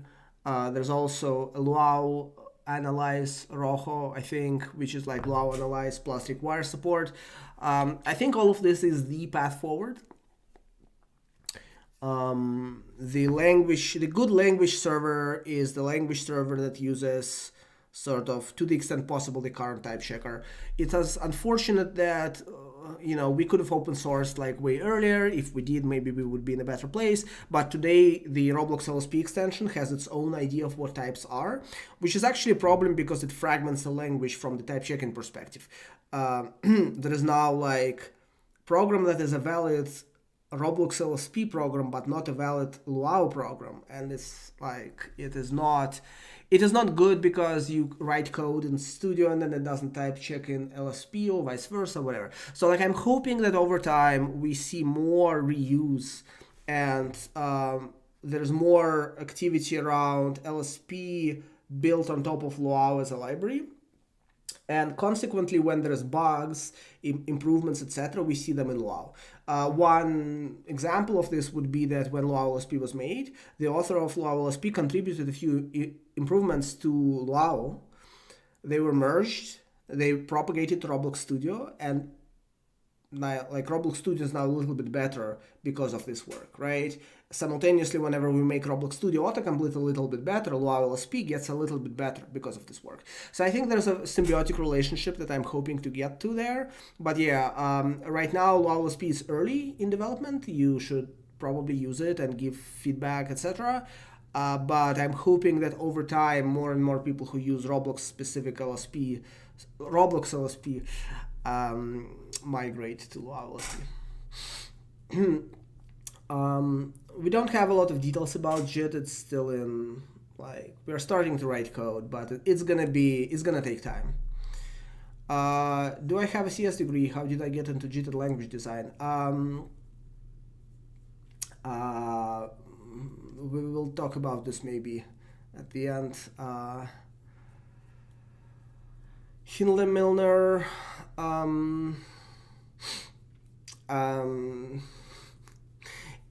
even if I had answers about the security question, there is no way I would tell you anything about the plans that we have for security inside Roblox. Come on, seriously? But in general, to the extent more and more security for Roblox means server-side security. So the question becomes less relevant, but I can't talk about anything related to this for reasons that are hopefully obvious.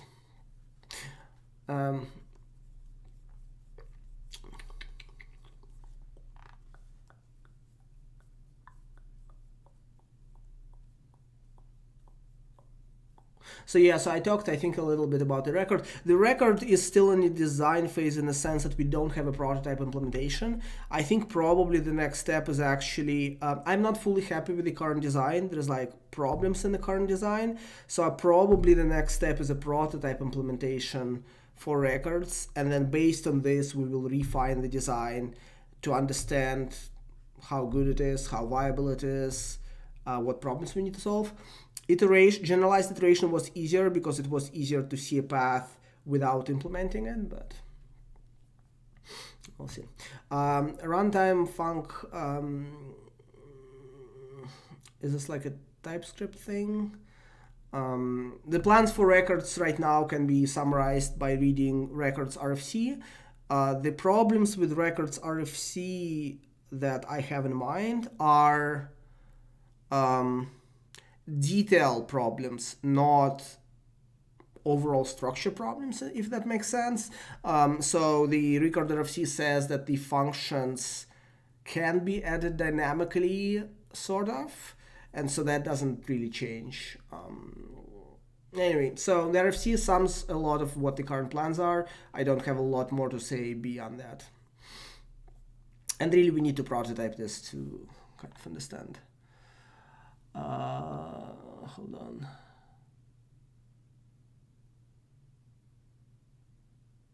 Oh yeah, and records will support meta methods absolutely, because it is important to be able to say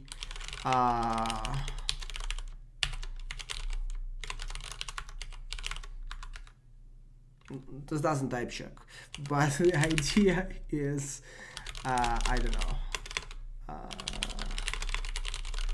So like this, this should work with records. If it doesn't work with records, it's a problem. Oh. We might, both of these type annotations might be inferable. We'll see. But yeah, internally the records would still probably be based around the meta table concept, but there's a difference between using this as like an implementation detail and having to use set meta table everywhere, having to tell the type checker about the meta table relationship, etc. So like the hope is that the records support meta methods. If they don't, we wouldn't ship them. Like I don't think we want to ship records that are meta table less.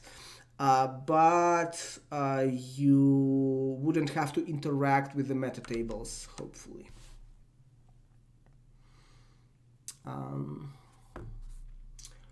So Lua 5.4 GC.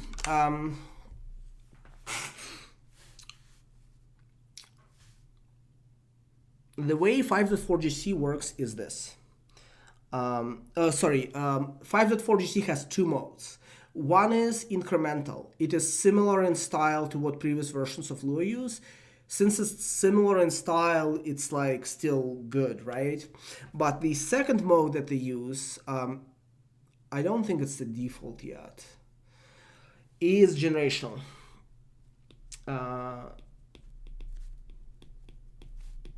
Here's how their generational GC works. You have two types of collections, minor and major. Minor collection stops execution of the program and then traverses a part of the heap that was, let's say, allocated recently. So for example, maybe you have a minor collection size and there's some like 1 megabyte of this, for example.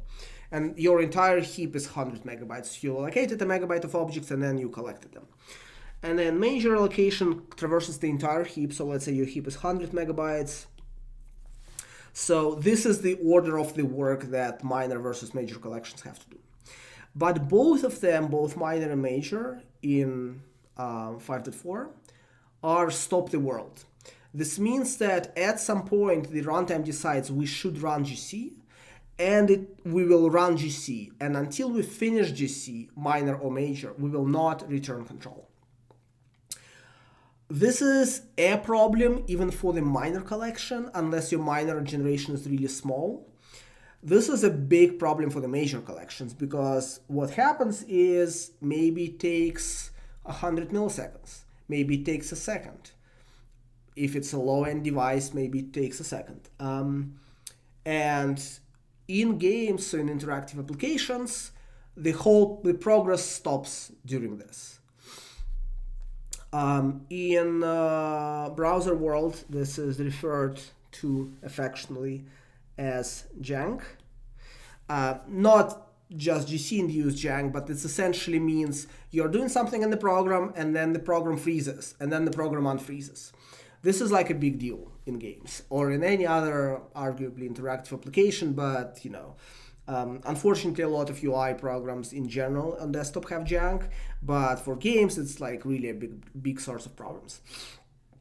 So the GC before this and the GC that we use right now is not generational, but it is incremental. What it means is that almost the entire GC work is done in units of, for us it's like roughly 1 kilobyte. It's a little complicated. From 1 to like a small number of kilobytes. And each step like this takes much less time. It takes, I don't know, like microseconds. And there is a system called the GC Pacer, which we spent a lot of time on, which tries to spread this work throughout the frame and also do this work up front if it's possible during the times when nothing interesting happens in the frame. So like, I don't know, you are doing some GC that's not on critical path, and then when you run the script doesn't trigger GC to the extent possible because some GC has ran before this. So this allows us to reduce what's called GC pause to very small numbers. On desktop, GC pause is just like super not a problem for us at all. On mobile, mobile devices are slow often. So if you have a really slow mobile device, if you have like a 1 gigahertz ARM in order chip and a large heap, then it's like maybe it takes us a little bit of time, but it's still very, very rare. It's very, very, very rare in Roblox or hopefully in any other system that uses Luau that you hit a visible application pause because of GC. Whereas if you talk about Unity games, this is like a big problem in Unity games. Part of this is in early Unity runtimes up until a couple years ago, the GC wasn't even generational. And then they added, I think, later versions of Mono. Oh no, they have this SGen GC project. Was it in Mono? Whatever. I'm not an expert on Unity. But basically, even generational GC doesn't really fix this problem because at some point you have to run major GC. And if your major GC is blocking, it's a game over. Some games do this when you open the menu or transition between levels, which is cute, but like, what if you don't have a menu? What if you don't transition between levels? So our GC is incremental. It will never be non-incremental. A lot of the work over the last year that we've done was making it more incremental. And there are still some ways in which it can be done even more incremental. So this is a big focus for us. And this is why, like, if you use 5.4 in a game, you should not enable generational GC.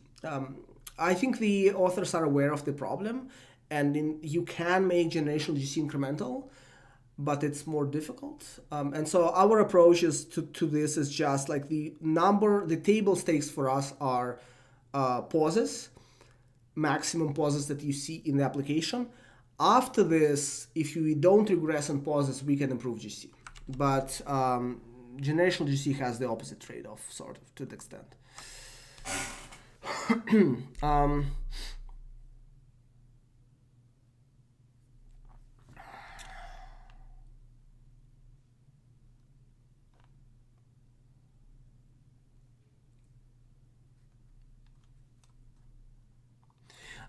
Inlining heavily used API functions. Yeah, this is interesting. So binding cost can be an issue, and it is an issue that we want to solve somehow.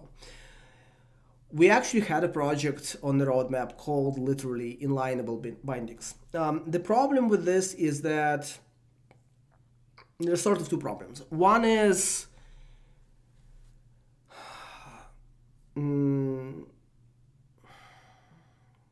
so the biggest problem with inlineable bindings per se is the fact that they effectively expose, by nature of how like you would have to implement this, a lot of the internal VM structures to the application. This is a problem for a few reasons. One of them is that you lose all semblance of a binary interface between the two programs. The other one is it is very easy to accidentally use something that is not actually a documented feature that changes. We had this problem inside Roblox where we had a bunch of code that was just like, oh, let me reach into the VM because it feels like it's safe and do something. And then that code breaks because the VM changes. Sometimes it breaks for very subtle reasons. For example, it used to be okay to push numbers to the stack without doing any preparation work. Now, when you push collectible objects to the stack, you have to wake the stack because the stacks can now go to sleep. This is a feature that we've implemented to reduce the GC pauses. So now a lot of the code can suddenly be unsafe. So this is like one issue. The other issue is you sort of can get the current API inlined if you use linked time code generation. I know linked time code generation is not always practical in games, and in general, but when it is, it can work. But we are looking into the problem. There's like other ways to reduce the overhead that are not just inlining that we are thinking about. So I think something will happen in this area, but it's not we used to think, oh, hey, we obviously just have an extra set of APIs that can be inlined. But the more we evolve VM, the less it's like an obvious positive. It's like the idea has trade-offs. So I don't know. We'll see. LTCG is pretty good though. If you have an extra 15 minutes you can spend on linking your final game binary, then LTCG may inline a bunch of that stuff. So, but I recognize that it's not the answer to this problem. It's a black tea. Maximum complexity the type checker will ever have feature-wise. This is where we have different opinions in the team, so I don't know. It's like a team discussion. TypeScript, for example, has a lot more features in the type system that make it more Turing complete. I would be cautious. I don't know if TypeScript is actually Turing complete as far as the type system goes. I am personally very scared of all features like this, but maybe they're a good idea. There's people who use Roblox TS and they swear by some of these features. One big problem we have not solved with the type system yet, so there's all of this work that I talked about in the type system. There's a lot of the work after this that's also really fundamental. That can be, in my head, there's two important criteria that the type system should have, which we don't satisfy yet. One is the time the type checker runs is a function of the size of your program that function has good complexity. Like maybe n log n is reasonable. Definitely anything besides n log n is unreasonable. Today there's cases where you can write a class, like a table class or something, and the type checker takes like a minute to type check it. And the reasons are complicated. They have to do with the fact that we generate exponential types, and it's probably an unsolvable problem. But I feel like to the extent possible, we should move to the world where the type system has a predictable runtime that is capped in a reasonable way. Our compiler today has this property, right? Our compiler explicitly has no single algorithm, as far as I remember, that is sub n log n, whatever the name for this is. There are super n log n. There are some algorithms that are superlinear, but there is nothing that's quadratic, if I recall. Which is important. It means that you can take a giant body of code, you can take like 10 megabytes of code, you can compile them, and the time it takes to parse and compile them is predictable. This is not a property that our type checker has right now, so this is one thing. And the other big thing is the quality of the error messages, right? Again, today this is not something that we do well. And so these areas are why I'm scared of these more complex features of the type system. It's not that they are bad per se, and there's a teaching aspect to them, etc., but it's also, do they compromise some of these goals? I don't know. But a lot of this is an evolving story, like we talk about this with the team, and I have my opinions, some people in the team have their opinions. We'll see where we end, right? A lot of the discussions around this you can observe because a lot of the development of the designs is public, because it happens in the RFC space. So that is, like if you're interested, maybe there's going to be more things like this that we discuss. Could syntax changes be documented every update so external tooling could update alongside it? Well, you see them in recaps, and there's also a grammar page now, which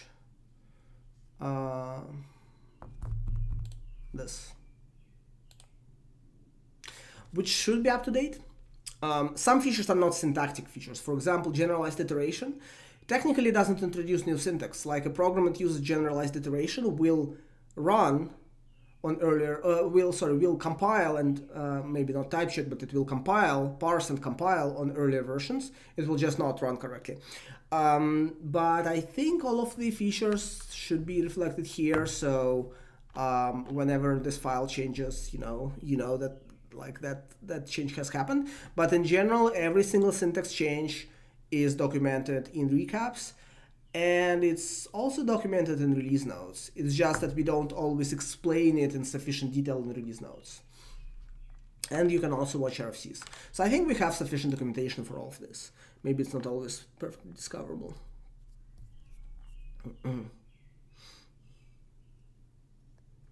What features will Luau add in the future? So like some things I talked about, right? There's some other stuff around require, and there is definitely syntax changes, syntax enhancements that will happen in the future, right? I just don't know how far do they go. There is some stuff around metatables and attributes that definitely will happen at some point. There is probably runtime syntax changes as well. So if you look at this way, in the span of the 6 months, let's go back. We have added several syntax features in the type land. So this. We have added semantical features to type checking, which is this, and we have added a new runtime feature. None of these changes change the runtime syntax. In the previous 6 months, there were features that changed the runtime syntax, I assume. I don't recall the timeline, but so things will keep changing in a way, but our pace of evolution here, I think, is somewhere between maybe a language like Rust, where it seems like, although even Rust, if you look at this, I think there's relatively few syntax that they adopt. But in general, we are trying to be conservative, right? We are trying to say, it's like there is this famous saying, every feature starts at minus 100 points. This means you really have to justify the existence of the feature. And for us, this is true. But so I can't predict the future. Like you can look at some of the RFCs that are open but not submitted yet. A lot of them are type related. A lot of them are internal for types, but some of them are. Some of them have user visible impact, like libraries, records, some other stuff. Underscore len, is it like a language feature? It sort of is, but it doesn't change the syntax. So there's going to be new features, right? The process for feature development is open, and I don't have a crystal ball that says this will happen, this won't happen. The biggest thing that I'm excited about is records, because I think it's like a large, important set of problems that we can solve all at once. But there's going to be smaller things, there's going to be things in the type system, I'm sure. Syntax to write meta table is important. We just can't find the syntax that works well for this. So there's going to be more things that happen.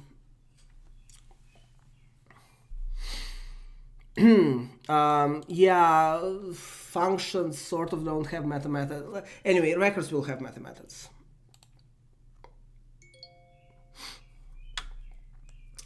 There's no way to disable fast calls right now. If you use getFn, which you should not do, but if you do use it, they will get disabled, right? So like you generally speaking can't observe the existence of fast calls, especially if you use the sandboxed execution mode, because the runtime will dynamically disable them when they should be disabled. I mean, if you compile without optimizations, they will not get emitted, but it's not really recommended. Like you could do this, I just don't know why you would.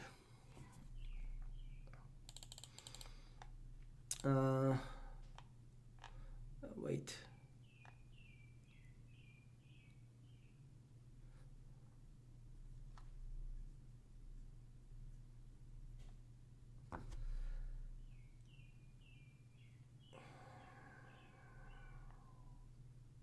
Yeah, so the C# GC issues I was referring to when I was talking about Unity. Unity is complicated because Unity for a while was using an old version of Mono that just didn't have a good GC implementation. And you kind of had to suffer because of this.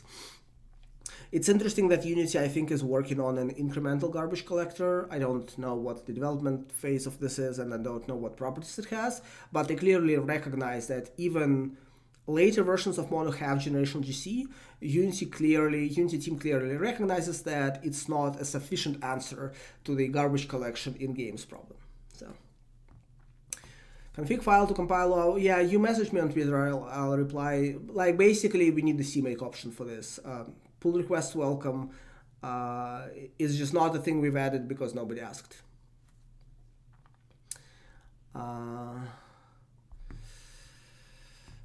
I don't want to start banning people, but whatever. Oh, hey, TypeScript's type system is Turing complete. This is great to know. C++ type system is also Turing complete, which is an unfortunate effect.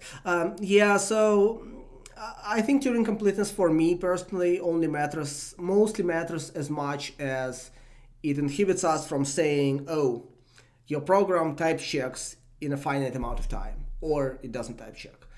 And this turns any Turing complete type system in a halting problem. So this is the core of the issue for me, at least. Table clone should have the ability to deep clone. Table clone doesn't have an ability to deep clone, and the reason why it doesn't is inside the table clone RFC. So you're welcome to go read it. There's like a reason. If you want deep clone, you can write it yourself based on table.clone. It is difficult to write a perfect version of deep clone because there is like, what do you want to deep clone? Do deep clone everything? Do handle recursive references?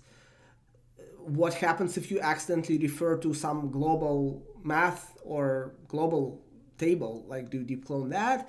So if you want to write a deep clone, you can do it yourself.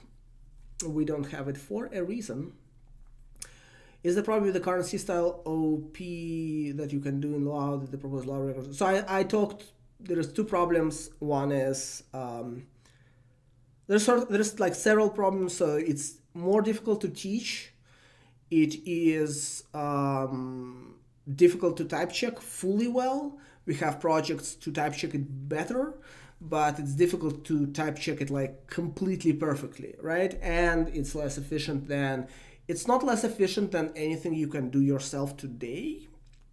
Well, there's like people who use arrays instead of objects. So instead of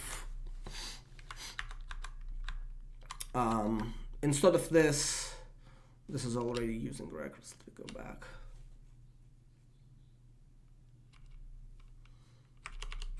So you can do this. Why is there an error?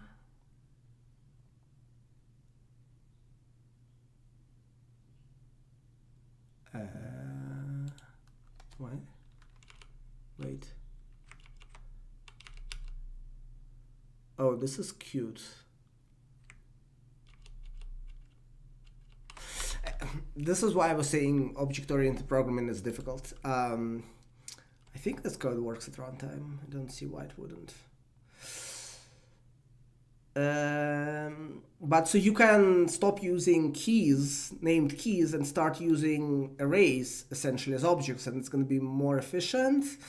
But anyway, the biggest issue, the reason why we started this conversation really is type checking, but I think there is important ergonomics, education, and efficiency problems as well. Yeah, once you release a language feature, it is very difficult to unrelease a language feature, which is why we are trying to be very conservative. We have an RFC process, which is open, but it goes through like a review. Like you can't just submit a language feature PR to Luau. We will reject it because like we don't know. Is it a good feature? Is it a bad feature? We had RFCs that we had to pull. So there's an RFC that's submitted, and then we figure, oh, hey, there's like a problem. We didn't understand that the problem exists, but now we do. And the critical thing is for Luau, it is better to not ship a feature than ship a feature that is problematic. Because we can't unship a feature. And so if we can't fix the problem in the future, then we're going to end up with a feature with a problem, and then one more feature with a problem, and then the language is just going to become more and more difficult to understand, reason about, teach, predict the behavior of, etc. So like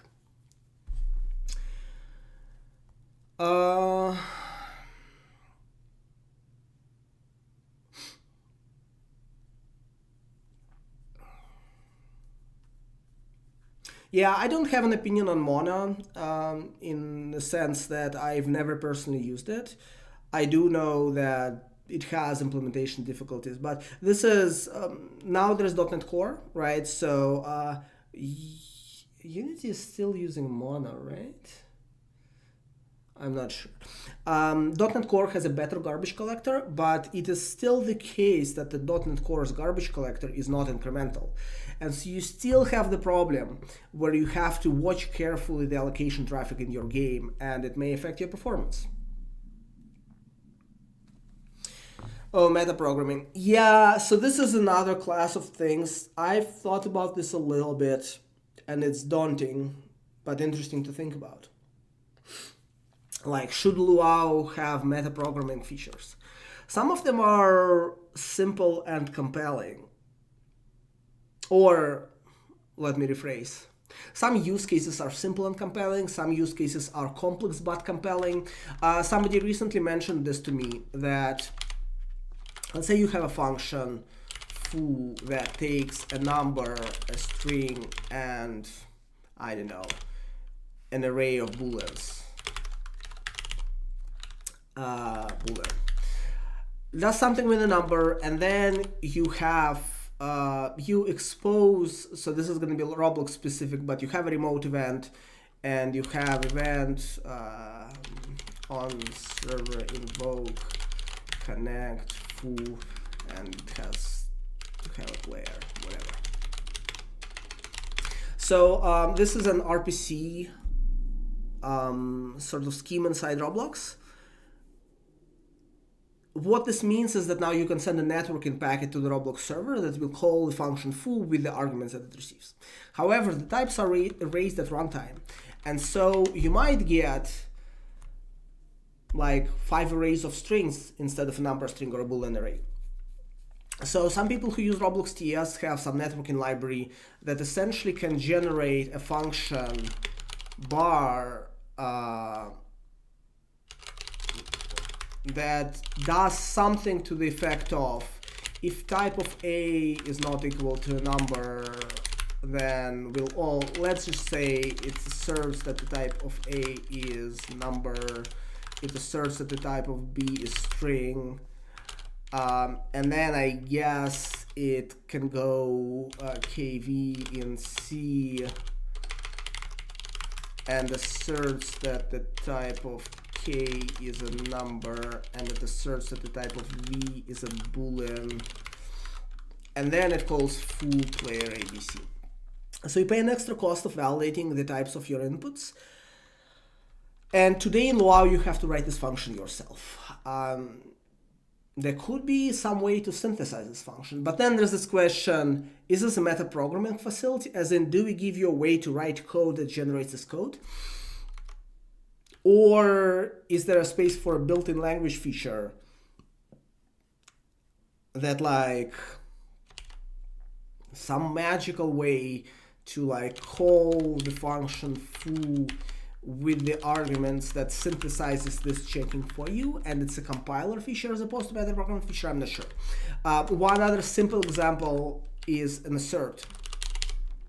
So when you assert, you sometimes see code like this. Let's say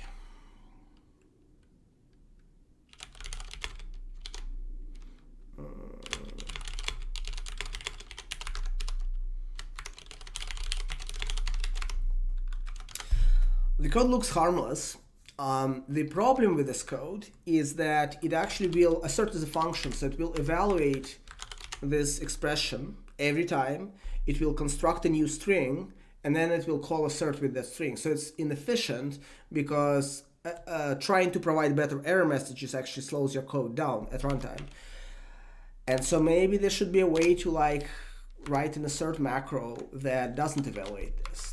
Again, is it a metaprogramming feature? Is it a built-in language feature? Who knows? There's complex trade-offs around this. So I don't know. It's another one of these scary prospects where there's cool use cases that you can imagine. There's also many things that go wrong once you implement a feature like this. We are emphatically not ready for something like this. And we need to think about, is there a way to implement this that has the balance between being useful and being not scary in a number of important ways, from the implementation, complexity, cost, etc. perspective, that we actually should do, or should we stay away from this? Like, I don't know the answer to this. It's difficult. Let's ignore blueprints. Blueprints are cool, but they're not Luau related, so let's ignore them.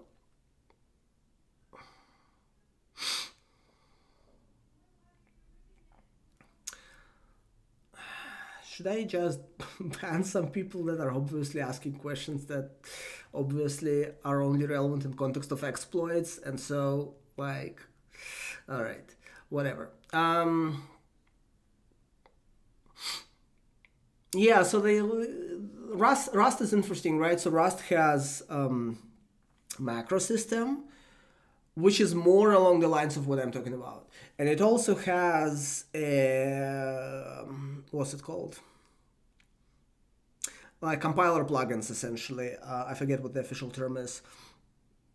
Which is like, let's run arbitrary code at compile time. There's a complex trade-off between this. The other big issue between around metaprogramming is the compilation model for Luau is a single translation, a single source file is compiled into bytecode, and other source files, their contents does not matter.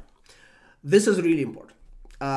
And it gets broken by metaprogramming because metaprogramming likely requires for you to be able to import other scripts at compile time, right? And so until we change this this compilation model or enhance it, we can't even implement this feature. TypeChecker doesn't have this restriction, but TypeChecker also doesn't guarantee sort of like TypeChecker validates your program as it's written, but you might reconfigure some modules at runtime to make some promises that the TypeChecker holds break. So yeah, anyway, the compilation model is one of the big blockers for any metaprogramming facility that is not built in, like a built-in assert statement or built-in call that validates the type integrity doesn't have this problem, but any general metaprogramming facility has this problem. Yeah, whatever. I can never remember on server invoke syntax. I shipped on server invoke many years ago, and when I shipped it, we had arguments about how it should look like, and it was difficult to make something that you can't get wrong, and so we these names are hard to remember. And JIT is really scary from a perf perspective because an API call can execute just a bit or could take 10 milliseconds. Hard to know. Well, yes. And JIT delays, yes. We are thinking about this. There is a high likelihood that the way the JIT will be implemented for us is going to be different from the way JIT is implemented in JavaScript runtimes, and it's going to be different from the way JIT is implemented in C# runtimes. We definitely, an existence of a JIT delay would be a reason for why we don't make JIT work in that way, right? There's other complex trade-offs around type feedback from runtime and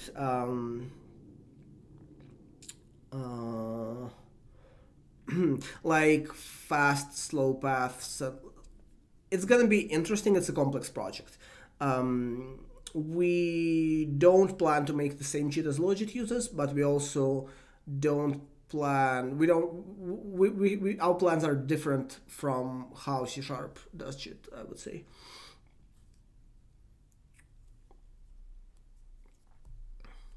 Yeah, so there is an argument about the thing that I wrote, which is that, yeah, cool, you can have cool metaprogramming facility that generates this. But actually, is any number okay as an input to your remote event? Is none okay? Is infinity okay? Is negative billion okay? Or do you have a more precise contract that you want to establish? Is any string okay? Or, well, so TypeScript has the union of string literal things, so you can restrict it to the range. Is any table, is any array of booleans okay? Or does it have to have length that's less than 5? Which you can't encode in a TypeScript type system, hopefully. If you can, then it goes more to Idris land, and I'm scared even more of TypeScript. So there's an argument that while this feature provides you some convenience of type checking, that maybe you should use a different way to validate this instead. There's a library called T for Roblox that can essentially establish this contract and then check this contract, and it has more, as my recollection is, it gives you more freedom than a type system would, because it allows you to validate ranges and stuff like this. So yeah, there's an argument that says, actually you shouldn't be doing this, you should check these contracts yourself. There's an argument that says, oh, but we forget to check these contracts. And so even if we had basic validation, but everywhere, then it would be better than not having it. So you can have this both ways. Lowercase connect is deprecated. Oh my God, people.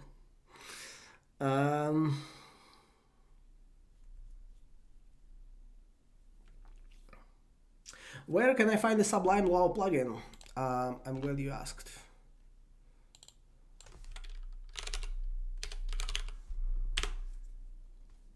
So we have a new GitHub org, which we are still figuring out what repository should be here versus not.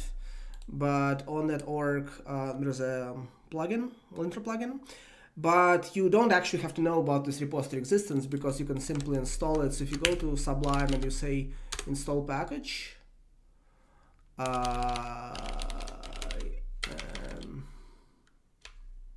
oh, I have it installed, right? So it doesn't. Okay.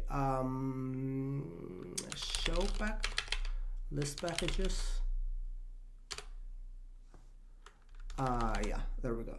So it's just a package that you can install from Sublime. It does need access to the Luau Analyze executable,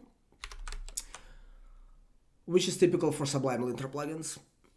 So you might still need to like go to this page and read the installation instructions.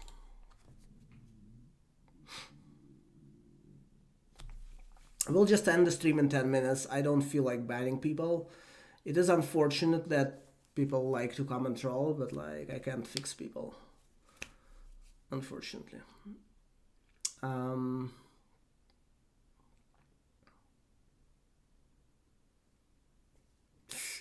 C# cheat was a mistake.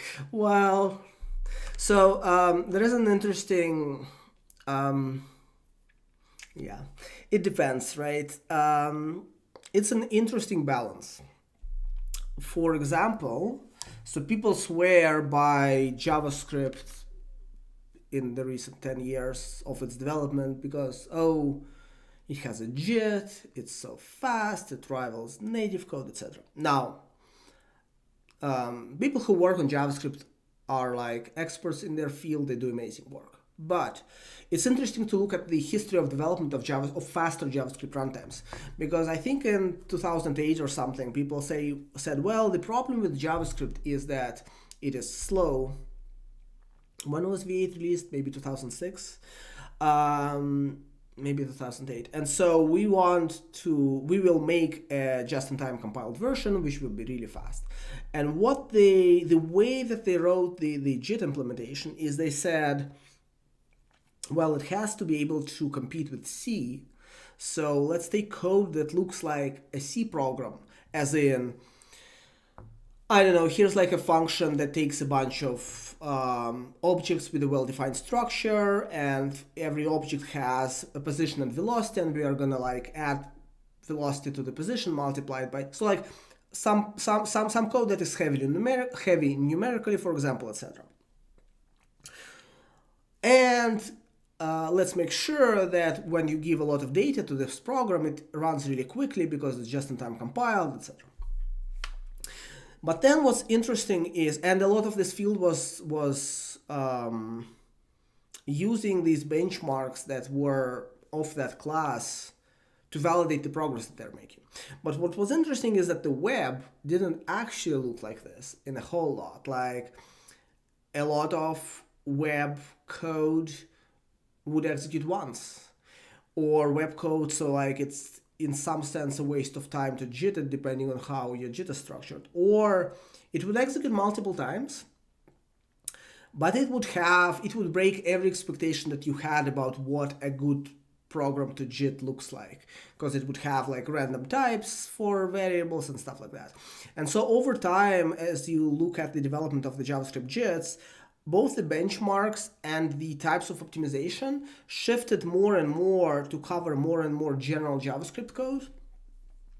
One of the benchmarks, I think, is here's 500 websites. Let's see how long it takes for the first render of the website. This is like a really important benchmark. And a lot of the JIT stuff doesn't make as much sense. Because of this, for example, V8 now ships a pretty fast interpreter, although Luau interpreter is still faster than V8's interpreter, like substantially in some cases. But this is why, right? Because it's not all about JIT. And so yeah, because of this, we are going to be very careful. This is why I'm not saying, oh, JIT will solve all of the performance problems that you ever have. Like, no. This is the thing we are starting to invest in, but we will see what amount of this and where makes the most sense. And it's not very obvious yet.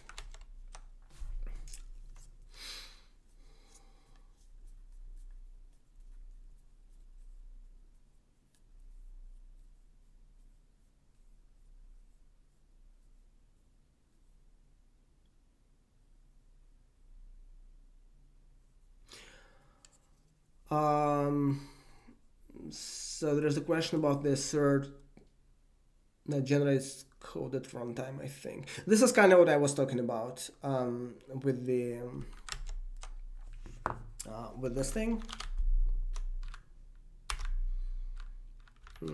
Like there's multiple ways to generate this code. There could be some weird like assert type foo expression, right? That synthesizes the code necessary to generate this. The thing is, our type system isn't ready for this, because what constitutes a table of a given shape is a difficult question that we don't have very clear and formal rules around yet. What is an array of booleans, you might ask? It is a difficult question. For example,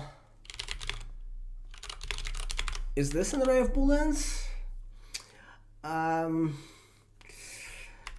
Is this an array of booleans? Like, it gets really nuanced, right? And so I don't know that we are ready for a feature like this, which is why you might want to use a separate type system. So I'm getting tired. We're going to end the stream in 5 minutes. So I'm going to cover whatever things I haven't answered in the 5 minutes, and then we will end.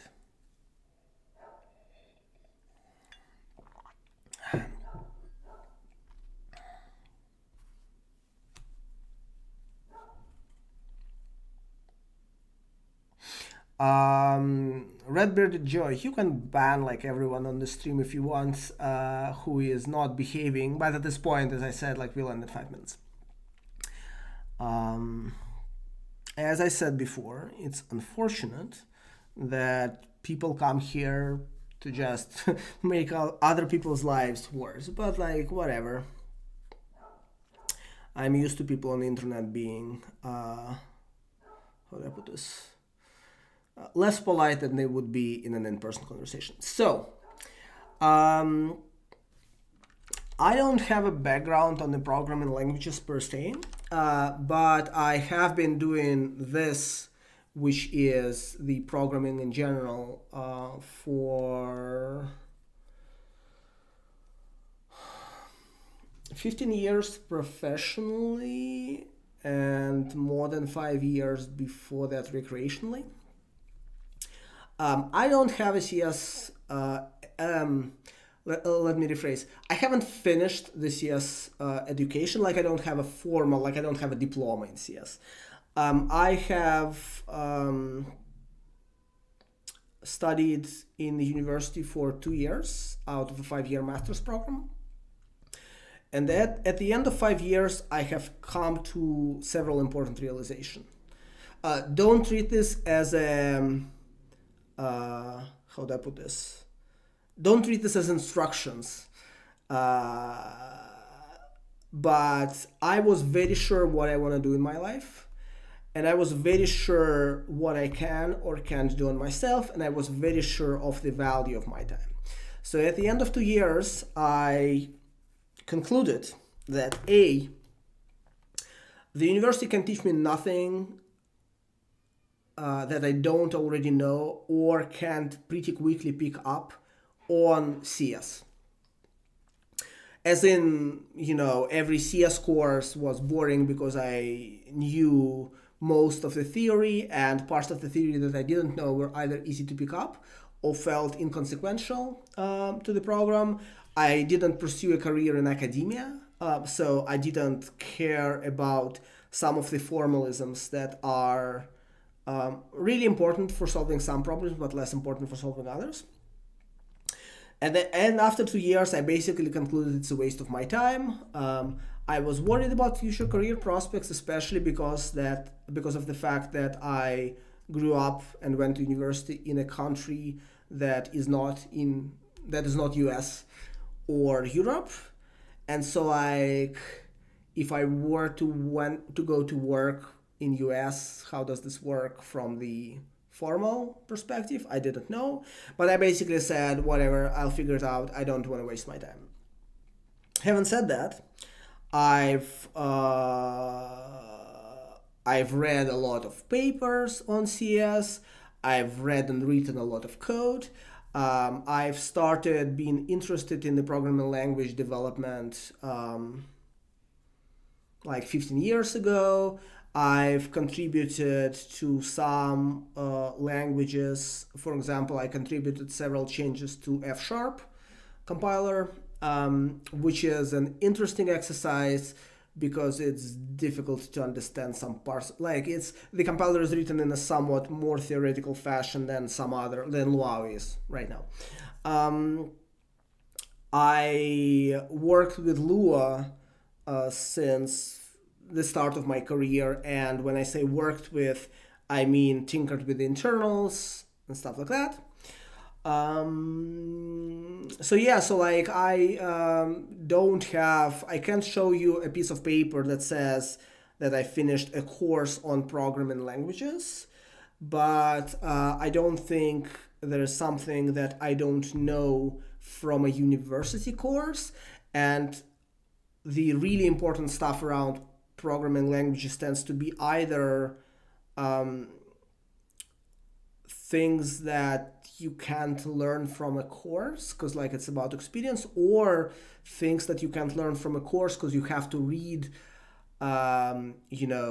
academic papers and stuff like that. So that's my personal opinion, but this is my personal story. I don't have a formal CS education because I dropped out, because I figured I have better things to do with my life. Switch cases, I don't know. I mean, without pattern matching, maybe. Switch cases by itself, probably not. Rendering. So yeah, I basically I've worked on rendering related technology for the large part of my career, and at some point I was like, it's enough. I want to do something else. And so now I'm doing programming language related stuff basically more or less full time. And I'm just a little less interested in rendering related topics. I'm still like interested in some of them. We'll still do a Vulkan stream, etc. It's just that in terms of what I spend my time on professionally and from the self-education perspective, if that makes sense, there is less and less rendering in that, just because it's there's a point of saturation that I think you probably reach in every field, and so I reached it.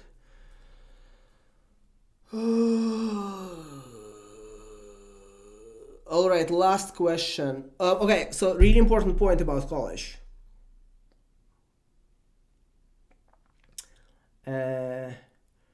Not finishing the education limits your choices in the future. People who drop out and do well I've done pretty well in life. The reason why has nothing to do with the fact that I dropped out, but it also has nothing to do with the fact that I didn't drop out, if that makes sense. It had to do with the fact that even before I went to university, I knew for a fact what I want to do. I knew for a fact what career I want to have. I had a lot of knowledge about this career despite not having formal education around a lot of this. I was talking to a lot of people who had formal education in this, and so whenever I would have questions or whatever, like I knew how to get the answers to them.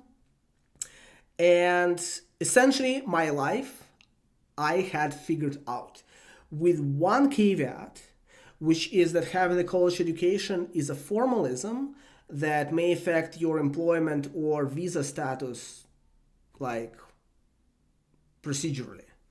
This was the one risk that I took. If you don't know exactly what you want to do with your life, it can be a bad idea to like drop out or whatever, because the college should be, and ideally high school, but should be the place that helps you figure it out. And so if you aren't 100% sure, it's a bad advice. Carmack dropped out. Carmack dropped out for, I think, much the same reason as I did. He was starting it, if I recall. He was like, I know exactly what I want to do. College doesn't teach me this stuff anyway. Like, why do I spend my time on this? So this is not a decision to be taken lightly, but this is a decision that I took, and I stand by my decision. All right. Final question I will answer. Yes. So the piece of paper is valuable for some people. I think I made the right decision, but it doesn't mean this decision is right for anyone else. Everybody has to make this decision for themselves. The default path in US, there's an extra complexity that you have to think about, which is the college education price. I should note my education was free. I didn't have to take a loan, I didn't have to pay for it, etc. It was free because I was top of class. I passed exams before, I didn't have to take exams because I was top of the course that was training you for the exams, and that fact qualified as exam passing. So there's extra financial stuff around this in the US, but for me it was the right choice. It doesn't mean it is the right choice for anybody else. All right, final answer.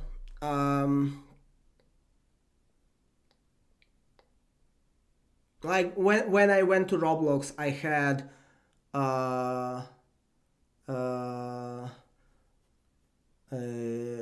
6 years of professional experience programming. Before Roblox, I worked at Electronic Arts. Roblox does not accept applicants without a degree or professional experience, right? So again, this is the choice that you have to evaluate for yourself, and it may not make sense. It is not the default choice that you would make. All right, final answer, tail call optimization.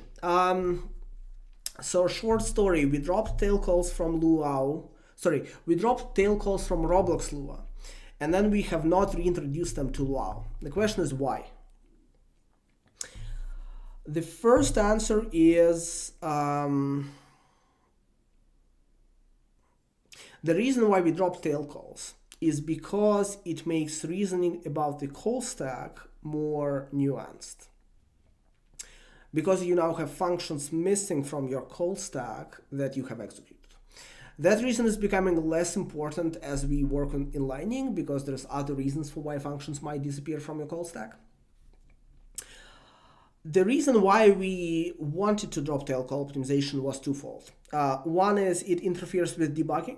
So now as you step through the code or you get an error, it's difficult to understand who called the function that you're in right now.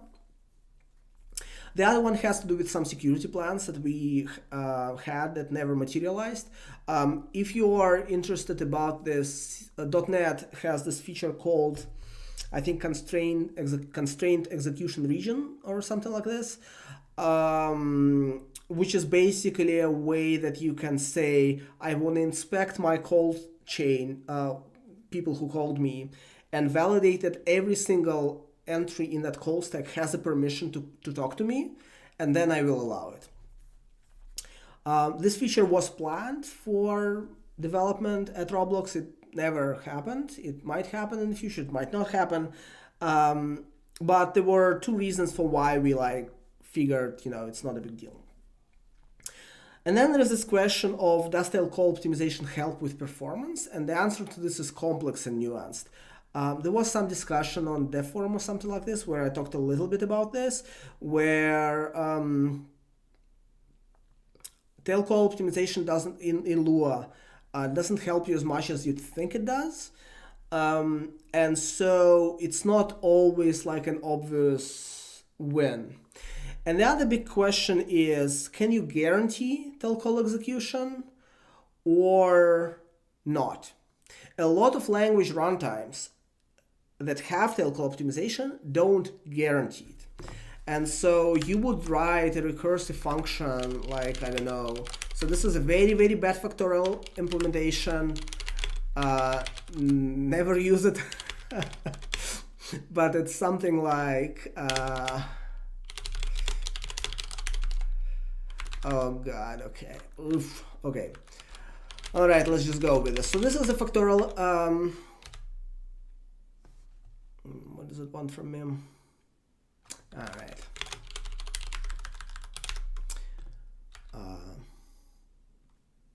Interesting.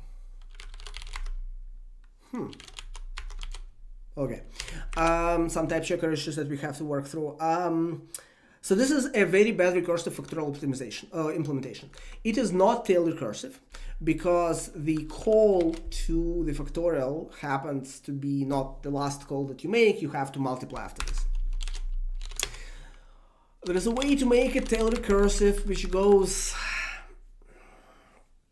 something like this. And then you probably have to do this because this, like, let's not, maybe this works, sort of, maybe this doesn't work, I'm not sure, but there's a way to make the factorial implementation tail recursive.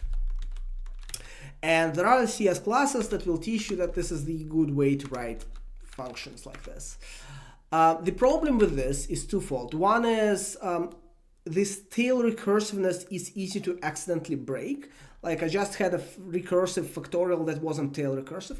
And the other one is, unless the runtime guarantees you that this tail call is in fact a tail call, that is, it doesn't consume stack space, this function may or may not fail at runtime because it may or may not overflow the stack. And the problem is that there is some issues with enforcing tail recursiveness in native runtimes, so LLVM, etc. LLVM now has an attribute in it that guarantees tail recursion in the bitcode, but I think it's recent, as of 2 years ago or something like this. Like it's not a feature that, it's a feature that has a cost because it's hard to guarantee this fact. And because of this, most compilers that implement tail recursion do it as an opportunistic implementation. Like, we will not promise you tail calls, but sometimes we will emit them and they will make performance better. And the fact is that tail calls have an implementation performance cost that may mean that using them isn't actually meaningfully better for your performance. I think I go into this more in detail on Dev Forum. I don't want to spell this out more because the stream really needs to end now. But this is kind of the short story, right? We took them out because they interfered with some plans and some features. We could bring them back. We don't want to bring them back as a guaranteed optimization because that has a large cost, both current and future, for example, when we talk about JIT. And we don't think it's worth it necessarily to bring as an opportunistic optimization. Because really, if you can't rely on this, then the performance benefit may not justify the downsides, and every important function in a program like the factorial should not be recursive if you can't rely on it. All right, that's all the stream. C doesn't have TCO. C has opportunistic TCO, as in sometimes C will omit calls. It is not guaranteed. And so sometimes like it will work, sometimes it won't. And C's version of tail call optimization is better for performance than Luau's is for like complex reasons that have to do with like processor stack. Like I don't want to go into this, but basically C does not have guaranteed tail call optimizations. C has opportunistic tail call optimizations, and they are less important than you think. Yes, Karma got an honorary degree. It's pretty cool. You can watch his acceptance speech. It's neat. Anyway, all right, that's all the stream. Thank you for everyone who attended. The stream will, the video of the stream will be live on my channel as usual, and I'll see you next time. Maybe there's going to be a Luau stream in 6 months again. Maybe not. There's probably going to be a Vulkan-related stream at some point in the next few weeks after this. So, see ya.